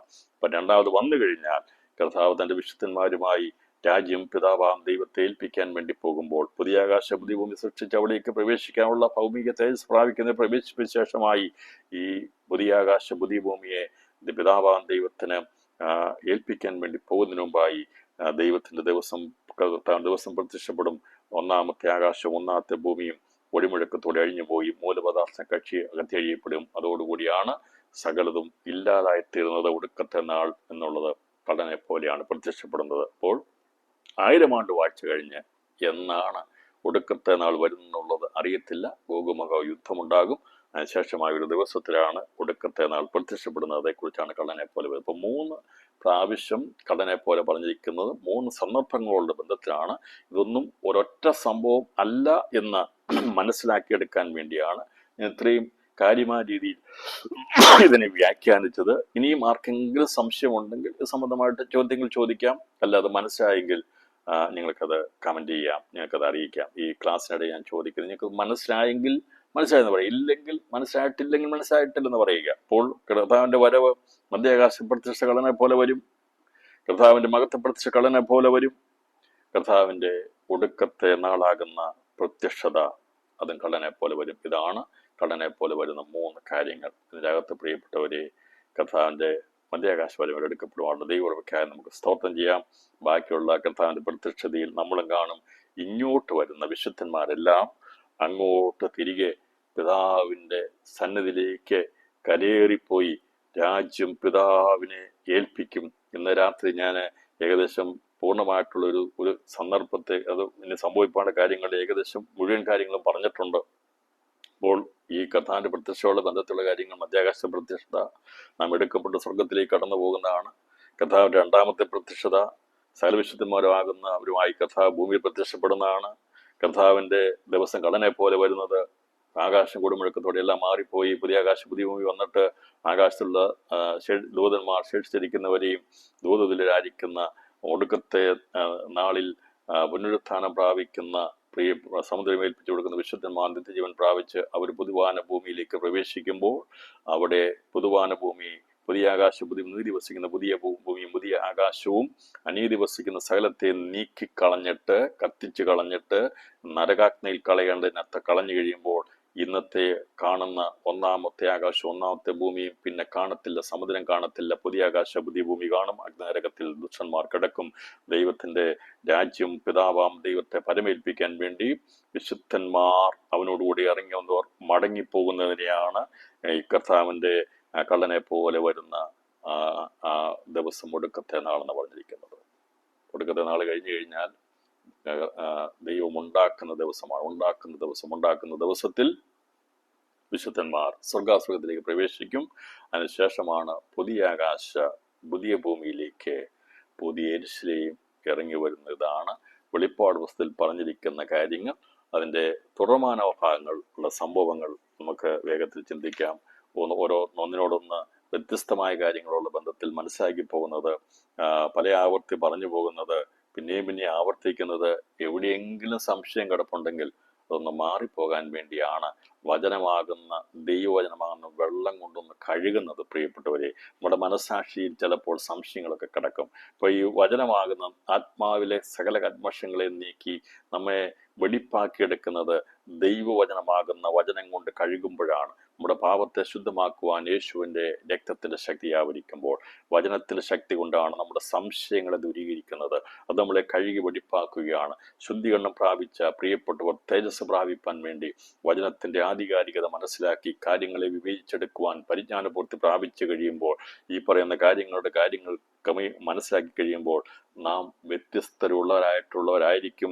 കർത്തൃ വരെ വേണ്ടി ഒരുങ്ങുവാനും ദൈവം നമുക്ക് വേണ്ടി ഒരുക്കി വെച്ചിട്ടുള്ള ഭാഗ്യവതയെക്കുറിച്ചുള്ള ഭാഗ്യകരമായ പ്രത്യാശ മനസ്സിലാക്കി നമുക്ക് ലഭിക്കാനുള്ള ആശയിന്നതെന്ന് വെളിപ്പെടുത്തുവാൻ വേണ്ടിയാണ് വചനാത്മാവിനാൽ നമ്മെ അനുദിനം ദൈവം കഴുകി നമ്മുടെ മനസ്സാക്ഷിയെ യഥാർത്ഥമായി സംശയമില്ലാതാക്കി തീർക്കുന്നതെന്ന് ഇന്ന് രാത്രി ആത്മാവിൽ ഓർപ്പിക്കുകയാണ്. ഇപ്പൊ തിരുവെഴുത്തുകളിൽ കള്ളനെ പോലെ വരും എന്ന് പറഞ്ഞിരിക്കുന്നത് 3 വ്യത്യസ്ത പ്രത്യക്ഷകളുള്ള ബന്ധത്തിലാണെന്നുള്ളത് ഇതുവരെ നമ്മൾ പല പ്രാവശ്യം ആവർത്തിക്കപ്പെട്ടു. അതിൻ്റെ യഥാർത്ഥമായിട്ടുള്ള ഒരു വ്യത്യസ്തതയെക്കുറിച്ചുള്ള കാര്യങ്ങൾ മനസ്സിലാക്കി തന്നിട്ടുണ്ട്. തുടർന്നുള്ള പഠനങ്ങൾ അത് നമുക്ക് പ്രയോജനപ്പെടും. ഞാൻ ഇനി ആവർത്തിക്കും. ആ സമയത്തും ഒന്നുകൂടി ആവർത്തിക്കുമ്പോൾ ഇന്ന് പറഞ്ഞ കാര്യങ്ങളെ നമുക്ക് അത് മനസ്സിലാക്കിയെടുക്കാനായിട്ട് സാധിക്കുകയും ചെയ്യും. അപ്പോൾ അവനായി നിലകൊള്ളുന്നവർ വിശുദ്ധിയിൽ തങ്ങളെ തന്നെ കാത്തുകൊള്ളണമെന്നാണ് മുന്നറിയിപ്പാണ് ഇവിടെ നൽകിയിരിക്കുന്നത്. തങ്ങളെ തന്നെ കാത്തുകൊള്ളണം. ഉടുപ്പ് മലിനമാകപ്പെടരുതെന്ന് പറഞ്ഞാൽ കല്യാണ വസ്ത്രം ധരിക്കാൻ യോഗ്യരായിരിക്കണം. കുഞ്ഞാടിന്റെ കല്യാണ സത്യം നടക്കുമ്പോൾ അതിൽ പ്രവേശിപ്പാൻ വേണ്ടി യോഗ്യരായി നിൽക്കണമെന്നാണ് 16-ാം അധ്യായത്തിൽ പറഞ്ഞിരിക്കുന്നത്. കർത്താവിന്റെ മകത്വത്തിൽ പ്രതിഷ്ഠിക്കുമ്പോൾ ഇസ്രായേലിൽ നിന്നുള്ള സഹോദരന്മാരുടെ എണ്ണമാകും 144,000-വും സഭയുടെ സഹോദര പദവിയിൽ എത്തിച്ചേരാനുള്ളവരുടെ എണ്ണവും പൂർത്തീകരിക്കപ്പെടുന്നു. എതിർക്രിസ്തുവിന്റെ ഭരണകാലത്ത് രക്തസാക്ഷികളാകുന്നത് പുനരുത്ഥാനം പ്രാപിച്ച സ്വർഗത്തിലേക്ക് എടുക്കപ്പെടുന്ന 1-ാമത്തെ പുനരുത്ഥാനത്തിലാണ്. ഇനി ശേഷിക്കുന്ന 1-ാമത്തെ പുനരുത്ഥാനമാണ്. അതിനുള്ള സമയങ്ങൾ അടുത്തു വരുന്നു. എന്നാൽ അതിനു മുമ്പായി നടക്കേണ്ടുന്ന ചില കാര്യങ്ങളെക്കുറിച്ച് ഇവിടെ രേഖപ്പെടുത്തിയിട്ടുണ്ട്. അപ്പോൾ അത് നമുക്കത് മനസ്സിലാക്കാൻ വേണ്ടി വെള്ളയുടുപ്പും വെള്ളനിലയെങ്കിലും തമ്മിലുള്ള വെള്ളനിലയെങ്കിലും അതുപോലെ ഉടുപ്പും തമ്മിലുള്ള വ്യത്യാസം മനസ്സിലാക്കിയിട്ടുണ്ടെങ്കിൽ നിത്യതയുടെ വസ്ത്രമാണ് വെള്ള ഉടുപ്പും വെള്ളനിലയെങ്കിലും തേജസ് പ്രാപിക്കുന്ന വിശുദ്ധി നഷ്ടപ്പെട്ടു പോകത്തില്ല. എന്നാൽ ഉടുപ്പ് അത് കല്യാണ സദ്യക്ക് വേണ്ടി ക്ഷണിക്കപ്പെടുന്നവരാണ് പട്ടണത്തിന്റെ അധിപന്മാരായി തീരുന്ന ദൈവരെ നിയോഗിക്കുന്നത്, അവർക്ക് പ്രതിഫലം കൊടുക്കുന്നത് 2-ാമത്തെ വരവിലാണ്. ദൈവസഭയ്ക്ക് അങ്ങനെ പ്രതിഫലം കൊടുവച്ച് തരത്തില്ല. നമുക്ക് തല്ലാനുള്ള ഏറ്റവും ഉത്തമമായ പ്രതിഫലം കുഞ്ഞാടാൻ ദൈവത്തെ ലഭിക്കുന്നതാണ്. യേശു ക്രിസ്തുവിനെ ലഭിക്കുന്നതിനേക്കാൾ വലിയ പ്രതിഫലമൊന്നുമില്ല. അവനുള്ളതെല്ലാം നമുക്കുള്ളതാണ്. അപ്പോൾ നമുക്ക് കർത്താവിനെ നേടാൻ കഴിയണം. വല്ലവിധേനയും ക്രിസ്തുവിനെ നേടുവാൻ, അല്ലേ? ഇങ്ങനെയല്ലേ ഫിലിപ്പിയ ലേഖനത്തിൽ പറയുന്നത്? എനിക്ക് എൻ്റെ കർത്താവിനെ നേടണം, യേശുവിനെ നേടണം. ആത്മമണവാളനെ നേടിയാൽ അതാണ് ഏറ്റവും വലിയ പ്രതിഫലം. അതിനപ്പുറമായിട്ടൊന്നുമില്ല. കിരീടങ്ങളാകട്ടെ എല്ലാം അതിന് താഴെയുള്ളൂ. യേശുവിനെ നേടുവാൻ ആത്മമണവാട്ടിയാകുന്ന സഭ ഒരുക്കപ്പെടണം. ആദ്യജാതന്മാരുടെ സഭ ഒരുക്കപ്പെടണം എന്നുള്ള സന്ദേശമാണ് ഇന്ന് രാത്രിയിൽ അറിയിക്കുന്നത്. ബാക്കിയുള്ള പട്ടണങ്ങളെ ഭരിക്കുന്നതോ മറ്റുള്ള കിരീടങ്ങളോ ഇതൊക്കെ പ്രിയപ്പെട്ടവരെ, ഇതൊന്നും വലിയ കാര്യങ്ങളല്ല. യേശുവിനെ നേടിക്കഴിഞ്ഞാൽ ക്രിസ്തുവിനുള്ളത് മുഴുവനും നമുക്കുള്ളതാണ്. അവൻ രാജാവാകുമ്പോൾ അവനോടുകൂടെ അധികാരമുള്ള രാജ്ഞിയാണ്. ഇന്ന് രാത്രിയിൽ ഒരുപക്ഷെ നിനക്ക് വില കാണത്തില്ല, നില കാണത്തില്ല, നീ ഭാരപ്പെടുന്ന വ്യക്തിയായിരിക്കാം. എന്നാൽ നമ്മിൽ ഒളിച്ചിരിക്കുന്ന വലിയൊരു പദവിയുണ്ട്.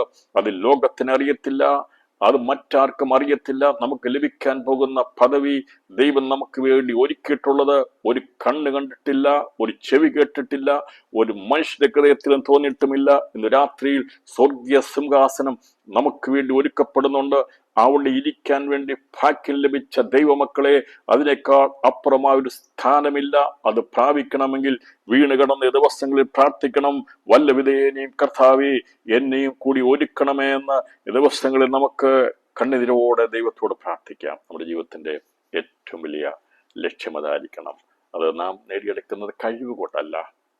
നമ്മൾ യുദ്ധം ചെയ്തല്ല നേടിയെടുക്കുന്നത്. താഴ്മയോടെ വിനയത്തോടെ ദൈവസന്നിധിയിൽ നാം അഭയാചന കഴിച്ച് കർത്താവേ വല്ല വിധേനി എങ്ങനെയെങ്കിലും എന്നെ കൂടി അതിൽ ചേർക്കണമേ എന്നുള്ള വലിയൊരു പ്രാർത്ഥന ഉയരട്ടെ. ദിവസങ്ങളിൽ ദൈവസഭകളിൽ ഉയരട്ടെ, കുടുംബങ്ങളിൽ ഉയരട്ടെ. ദിവസങ്ങളിൽ നമ്മുടെ കുടുംബങ്ങളിൽ പ്രാർത്ഥന ഉയരട്ടെ, നമ്മുടെ സഭകളിൽ ഈ പ്രാർത്ഥന ഉയരട്ടെ. അതേ ദിവസങ്ങളിൽ വെല്ലുവിളികളും മത്സരങ്ങളും അല്ല ആവശ്യമായിരിക്കേണ്ടത്. ദൈവത്തോട് പ്രാർത്ഥിക്കുന്ന ഉണർവുള്ള ഒരു കൂട്ടം ജനം എഴുന്നേറ്റ് ചാവാറായ ശേഷിപ്പുകളെ ശക്തീകരിക്കുന്ന പ്രാർത്ഥന കുടുംബങ്ങളിൽ ഉയരണം. ദിവസങ്ങളിൽ ഭൗതിക വിഷയങ്ങൾക്ക് വേണ്ടി നാം ഊസിക്കുന്നുണ്ട്, പ്രാർത്ഥിക്കുന്നുണ്ട്. എന്നാൽ എല്ലാറ്റിനേക്കാൾ ഉപരിയായി ദിവസങ്ങളിൽ നമുക്ക് പ്രാർത്ഥിക്കാൻ, കർത്താവേ അങ്ങയുടെ വരവെങ്കിൽ അമകത്വകരമായിരിക്കുന്ന അങ്ങ് ഞങ്ങൾക്ക് വേണ്ടി ഒരുക്കിയിരിക്കുന്ന സിംഹാസനത്തിൽ എത്തിച്ചേരുവാൻ ഞങ്ങളെ യോഗ്യരാക്കി തീർക്കണമേ. ഇതറിയാവുന്ന സാത്താൻ ഏതെങ്കിലും വിധത്തിൽ അതിന് നമ്മളെ എത്തിക്കാതിരിക്കാൻ വേണ്ടി അവൻ ഒരുക്കുന്ന സകല പദ്ധതികളെയും ജയിക്കുന്നതിനെയാണ് സാത്താനെ ജയിക്കുക എന്ന് പറഞ്ഞിരിക്കുന്നത്. അവന്റെ തന്ത്രങ്ങളെ നാം അറിയാത്തവരല്ല. അതുകൊണ്ട് അവന്റെ തന്ത്രങ്ങളെ പരാജയപ്പെടുത്തി യേശുവിന്റെ രക്തത്താൽ ജയം പ്രാപിച്ചു മുന്നേറുവാനുള്ള ദൈവസഭയുടെ അംഗങ്ങളായി തീരുവാൻ കൃപയിൽ നമുക്ക് ദൈവത്തെ ഏൽപ്പിക്കാം. ഒരിക്കലും അഹങ്കരിച്ചു പോകരുത്, ഒരിക്കലും എല്ലാം അറിയാമെന്ന് ചിന്തിച്ചു പോകരുത്, എല്ലാം നേടിയെന്ന് വിചാരിക്കരുത്. പ്രിയപ്പെട്ടവരെ, ഇത് അത്രമാത്രം വലിയൊരു സ്ഥാനമാകിയാൽ, പദവിയാകിയാൽ, ഇത് നമ്മുടെ ഉള്ളിൽ ദൈവം ഒതുക്കി വെച്ചിരിക്കുന്ന മറ്റാർക്കും അറിയത്തില്ലെന്നാൽ അത് പ്രാപിച്ചെടുക്കുവാനുള്ള വലിയ ആഗ്രഹത്തെ ഒരിക്കൽ കൂടി ജ്വലിപ്പിച്ചെടുക്കുവാൻ ഇത് രാത്രിയിലെ ദൂത് മുഖാന്തരം ഇടയായി തരട്ടെ എന്ന് ഞാൻ ആഗ്രഹിച്ചുകൊണ്ട് പ്രാർത്ഥിച്ചുകൊണ്ട് ഞാൻ അടുത്ത ഭാഗത്തിന്റെ പഠനത്തിലേക്ക് പ്രവേശിക്കുകയാണ്. 7-ാമത്തെ കലശം ആകാശത്തിൽ ഒഴിക്കുന്നത്. വെളിപ്പാട് പുസ്തകം 16-ാം അധ്യായം അതിന്റെ 17 മുതൽ 21 വരെയുള്ള വാക്യങ്ങളാണ്. ഇവിടെ രേഖപ്പെടുത്തി 7-ാമത്തവൻ തന്റെ കലശം ആകാശത്തിൽ ഒഴിച്ചു. ആകാശത്തിൽ 7-ാമത്തെ കലശം ഒഴിക്കുകയാണ്. ഒഴിക്കുന്ന സമയത്ത് സംഭവിക്കുന്നത്, അപ്പോൾ സംഭവിച്ചു തീർന്നു എന്നൊരു മഹാശബ്ദം ദേവാലയത്തിലെ സിംഹാസനത്തിൽ നിന്ന് വന്നു. എന്താണ് സംഭവിച്ചതെന്ന് പറഞ്ഞിരിക്കുന്നത്? 3-ാമത്തെ കഷ്ടം കഴിഞ്ഞു എന്നാണ്. 1-ാമത്തെ കഷ്ടം കഴിഞ്ഞു, 2-ാമത്തെ കഷ്ടം കഴിഞ്ഞു എന്ന് പറഞ്ഞിട്ടുണ്ട്. എന്നാൽ നമുക്കത് അറിയാമായിരുന്നു. 9-ാം അധ്യായം 12-ാം വാക്യത്തിൽ രേഖപ്പെടുത്തി 1-ാമത്തെ കഷ്ടം കഴിഞ്ഞെന്ന്, 2-ാമത്തെ കഷ്ടം കഴിഞ്ഞെന്ന് 11-ാം അധ്യായം 14-ാം വാക്യത്തിൽ പറഞ്ഞിരിക്കുന്നു. 3-ാമത്തെ കഷ്ടം കഴിഞ്ഞു എന്നല്ല, സംഭവിച്ചു തീർന്നു എന്ന് പറഞ്ഞാൽ 7 മുദ്ര മുതൽ തുടങ്ങുന്ന, ഇത് ക്രിസ്തുവിന്റെ ഭരണത്തിൽ തുടങ്ങുന്ന ആ കാലഘട്ടം മുതൽ അവന്റെ ഭരണം അസ്തമിക്കാൻ പോകുന്ന സമയം വരെയുള്ള ദൈവത്തിന്റെ കോപവും ക്രോധവും ഈ ഭൂമിയിലേക്ക് വരുമ്പോൾ വരുവാനുള്ള കോപ ദിവസത്തെ കുറിച്ച് പറഞ്ഞിരുന്നു. ആ ദിവസങ്ങളെ കുറിച്ചാണ് ഇവിടെ പറഞ്ഞ 7 മുദ്ര, 7 കാകളം, 7 കലശം എന്നുള്ളത് ആണ് ഇവിടെ രേഖപ്പെടുത്തിയിരിക്കുന്നത്. അതിൽ 7-ാമത്തെ 7 ബാധയുള്ള 7 ക്രോധകലശങ്ങളുള്ള 7 ദൂതന്മാരാണ്. അവസാനമായിട്ട് 3-ാമത്തെ കഷ്ടമാകുന്നത് ഭൂമിയിലേക്ക് ചൊരിയപ്പെടുന്നത്. അതുകൊണ്ടാണ് അത് കഴിയുമ്പോഴാണ് സംഭവിച്ചു തീർന്നു എന്നിവിടെ രേഖപ്പെടുന്ന അന്ത്യബാധയാകുന്ന 7 കലശങ്ങളിലെ അവസാനത്തെ കലശം ദൂതൻ ആകാശത്ത് ഒഴിക്കുമ്പോൾ സ്വർഗത്തിലെ ദേവാലയത്തിലെ സിംഹാസനത്തിൽ നിന്ന് അള്ളിച്ചേർന്നു. ഇപ്പോൾ ദേവാലയത്തിലെ സിംഹാസനം ഒന്ന് വരയിട്ടോണം കേട്ടോ, ഒന്ന് അണ്ടർലൈൻ ചെയ്തോണം. കാരണം ഇതൊക്കെ മനസ്സിലാക്കി പോകേണ്ടതാണ്. അപ്പോൾ നമ്മൾ 24 സിംഹാസനങ്ങളെ കുറിച്ച് പഠിച്ചു. പിതാവാം ദൈവത്തെ സിംഹാസനം കണ്ടു. അതിന് ചുറ്റുമായി 24 സിംഹാസനം, 25 സിംഹാസനങ്ങൾ കണ്ടു. സ്വർഗത്തിൽ ഉള്ള 26 സിംഹാസനങ്ങളെ കുറിച്ചുള്ള പഠനം ഇതിനു മുമ്പ് ഞാനൊന്നുകൂടെ സൂചിപ്പിച്ചിരുന്നു. അപ്പോൾ പരിശുദ്ധാത്മാവാം ദൈവത്തിന് സിംഹാസനമുണ്ടോ എന്നുള്ള സംശയം പലർക്കും ഉണ്ടായിരുന്നു. എന്നാൽ ഇത് വെളിപ്പെട്ട് കഴിയുമ്പോൾ, ദൈവത്തിന്റെ ആലയം തുറന്ന് നിയമപ്പെട്ടം പ്രത്യക്ഷപ്പെട്ട് കഴിയുമ്പോൾ യോഹന്നാൻ സ്വർഗീയ സിംഹാസനത്തെ കാണുകയാണ്. സ്വർഗീയ സിംഹാസനത്തിലെ ദൈവത്തിന്റെ ദേവാലയത്തിലെ സിംഹാസനം കാണുകയാണ്. അപ്പോൾ അവിടുന്ന് ശബ്ദം കേൾക്കുന്നതാണ്. ഒരു മഹാശബ്ദം സംഭവിച്ചിരുന്ന മഹാശബ്ദം ദേവാലയത്തിലെ സിംഹാസനത്തിൽ നിന്ന് വന്നു. അപ്പോൾ പിതാവാൻ ദൈവം ഇരിക്കുന്ന സിംഹാസനമല്ല, പുത്രനായിരിക്കുന്ന യേശുക്രിസ്തുവിന്റെ സിംഹാസനം 24 സിംഹാസനമായി മണവാട്ടി സഭയ്ക്ക് വേണ്ടി ഒരുക്കി കൊടുത്ത സിംഹാസനമല്ല. ദൈവാലയത്തിലെ സിംഹാസനം പരിശുദ്ധാത്മാവിന്റെ സിംഹാസനമാണ്. അപ്പോൾ അതാണ് ഇവിടെ പറഞ്ഞിരിക്കുന്നത്. അപ്പോൾ ഈ സിംഹാസനത്തോട് ബന്ധത്തിൽ 26 സിംഹാസനമുണ്ട് എന്നുള്ളത് ഇന്ന് വേഗത്തിൽ ഞാൻ അതിൻ്റെ ഒരു ഉള്ളടക്കം നൽകാം. അപ്പോൾ മധ്യാകാശ പ്രത്യക്ഷയ്ക്ക് മുമ്പ് പിതാവാം ദൈവത്തിൻ്റെയും വലതു ഭാഗത്തിരിക്കുന്ന പുത്രനാം ദൈവത്തിൻ്റെ സിംഹാസനങ്ങൾ പരിശുദ്ധാത്മാവൻ ദൈവം ഭൂമിയിലാണ്. അപ്പോൾ അതാണ് നമ്മൾ 2 സിംഹാസനങ്ങൾ കാണുന്നത്. മധ്യാകാശ പ്രത്യക്ഷയ്ക്ക് ശേഷം ദൈവത്തിൻ്റെയും അവന് ചുറ്റുമുള്ളായി 24 മൂപ്പന്മാരിരിക്കുന്ന 24 സിംഹാസനങ്ങൾ ആണുള്ളത്. ഇത് പുത്രനാം ദൈവത്തിന്റെ സിംഹാസനമാണ്. അപ്പം പുത്രന്റെ സിംഹാസനത്തിലാണ് അവൻ്റെ മണവാട്ടി ഇരിക്കാൻ പോകുന്നത്. എൻ്റെ പ്രിയപ്പെട്ടവരെ, ഇത് രാത്രിയിലെ സന്ദേശം മാത്രം മതി, ഒരൊറ്റ വാക്ക് മാത്രം മതി, ഒരൊറ്റ വാക്യം മാത്രം മതി. അവൻ നമുക്ക് വേണ്ടി ജീവൻ തന്നത് എന്തിനു വേണ്ടിയാ? ഇവിടെ ഏതെങ്കിലും ഒരു ഫ്ലാറ്റ് വാങ്ങിക്കുവാനോ ഇവിടെ എന്തെങ്കിലും നേടുവാനോ വേണ്ടിയല്ല. അല്ല പ്രിയപ്പെട്ടവരെ, അല്ല. ഭൗമികമായിട്ട് ഏതെങ്കിലും ഒരു നന്മ നേടാൻ വേണ്ടിയല്ല അവന്റെ ജീവൻ തന്നത്. അവനോടുകൂടി ഇരിപ്പാൻ വേണ്ടി, അവന്റെ സിംഹാസനിരിപ്പാൻ വേണ്ടിയാണ്. അവന്റെ ജീവൻ തന്ന് അവന്റെ വിലയേറിയ രക്തം തന്ന് നമ്മളെ വിലയ്ക്ക് വാങ്ങിയത്. അവന്റെ സിംഹാസനം 24 സിംഹാസനങ്ങളായി പിതാവിന്റെ ചുറ്റിലുമായി അത് നിരക്കുമ്പോൾ, അത് രൂപപ്പെടുമ്പോൾ, പ്രിയപ്പെട്ടവരെ, അവിടെ ഇരിക്കാനുള്ള ഭാഗ്യ പദവിയാണ് അവന്റെ മണവാട്ടി സഭയ്ക്ക് നൽകുന്നത്. അപ്പോൾ പിതാവാം ദൈവത്തിന്റെ സിംഹാസനം ചുറ്റുമായി കാണുന്ന 24 സിംഹാസനം കുഞ്ഞാടാം ദൈവത്തിന്റെ വലതുഭാഗത്തിരുന്ന സിംഹാസനത്തെയാണ് 24 സിംഹാസനങ്ങളാക്കി മാറ്റപ്പെടുന്നത്. അതിലിരിക്കുന്ന 24 മൂപ്പന്മാർ, വെള്ള ഉടുപ്പ് ധരിച്ചുകൊണ്ടിരിക്കുന്ന 24 മൂപ്പന്മാർ ആരാകുന്നു എന്നുള്ളത് സഭയുടെ ഉൾപ്രാപണാനന്തര സംഭവങ്ങളെ കുറിച്ചുള്ള പഠനത്തിൽ പഠിപ്പിച്ചിരുന്നു. അപ്പോൾ ആ ഒരു നിലവാരത്തിലേക്ക് എത്താൻ ഭാഗ്യം ലഭിക്കുന്ന മണവാട്ടിക്ക് വേണ്ടി, അവന്റെ കുഞ്ഞാടാം ദൈവത്തിന്റെ മണവാട്ടിക്ക് വേണ്ടി കുഞ്ഞാടിന്റെ സിംഹാസനം നൽകുന്നു എന്നുള്ളതാണ് ഇവിടെ വെളിപ്പെടുത്തിയിരിക്കുന്നത്. ഈ 24 സിംഹാസനം എന്തൊക്കെയാണെന്നുള്ളത് ഞാൻ ചോദിച്ചാൽ ഞാൻ ഒരു പക്ഷെ പറയുമായിരിക്കും. പറയത്തില്ലെങ്കിലും ഞാനത് പറഞ്ഞു പോകാം, കാരണം ആവർത്തിച്ച് പറഞ്ഞു പോകാം. 24 സിംഹാസനം കാണിക്കുന്നത് 12 മൂപ്പന്മാർ കാണിക്കുന്നത് കർത്താവ് തിരഞ്ഞെടുത്ത മത്യാസ് ഉൾപ്പെടെയുള്ള 12 അവരെ പ്രതികരിക്കുന്നു. അതിനകത്ത് നമ്മളെല്ലാ പഴയ അത് കർത്താവ് തിരഞ്ഞെടുത്ത യഹൂദന്മാരിനടുത്തവരെ കാണിക്കുന്നു. 12 സിംഹാസനങ്ങൾ, 12 പേരെ 24 മൂപ്പന്മാർ പ്രതികരിക്കുന്നത്, അത് പൗലോസ് ഉൾപ്പെടെ ജാതികളെ പ്രതികരിക്കുന്ന 11 പേർ, 12 പേർ, അങ്ങനെ 24. സഭയുടെ ആദിജാതന്മാരുടെ എണ്ണത്തെ 24ആയി വെളിപ്പെടുത്തി കാണിച്ചിരിക്കുന്നത് നമ്മൾ ഉൾപ്പെടുന്നുണ്ട്. അപ്പോൾ 12 മൂപ്പന്മാർ എന്നുള്ളത് 12 അപ്പോസ്തലന്മാരെ കർത്താവ് തിരഞ്ഞെടുത്തു. യൂദ ഒഴിവായ സ്ഥലത്ത് മത്യാസ് ഉൾപ്പെടെ 12 പേര്. ജാതികളെ കാണിക്കുന്നവരുള്ള പദത്തിലാണ് 12. അപ്പോൾ ഇത് സഭയുടെ അടിസ്ഥാന പുതിയ യേശുവിനെ കുറിച്ച് നമ്മൾ പഠിക്കുമ്പോൾ, പുതിയ യേശുവിന്റെ മന്ദിരത്തിന്റെ അടിസ്ഥാനം ക്രിസ്തുവാണ്, സകലത്തിന്റെ അടിസ്ഥാനം ക്രിസ്തുവാണെന്നാൽ നഗരത്തിന്റെ അടിസ്ഥാനം 12 അപ്പോസ്തലന്മാരാണ്. ജാതികളുടെ അപ്പോസ്തലന്മാരായിരിക്കുന്നത് 12 പേർ.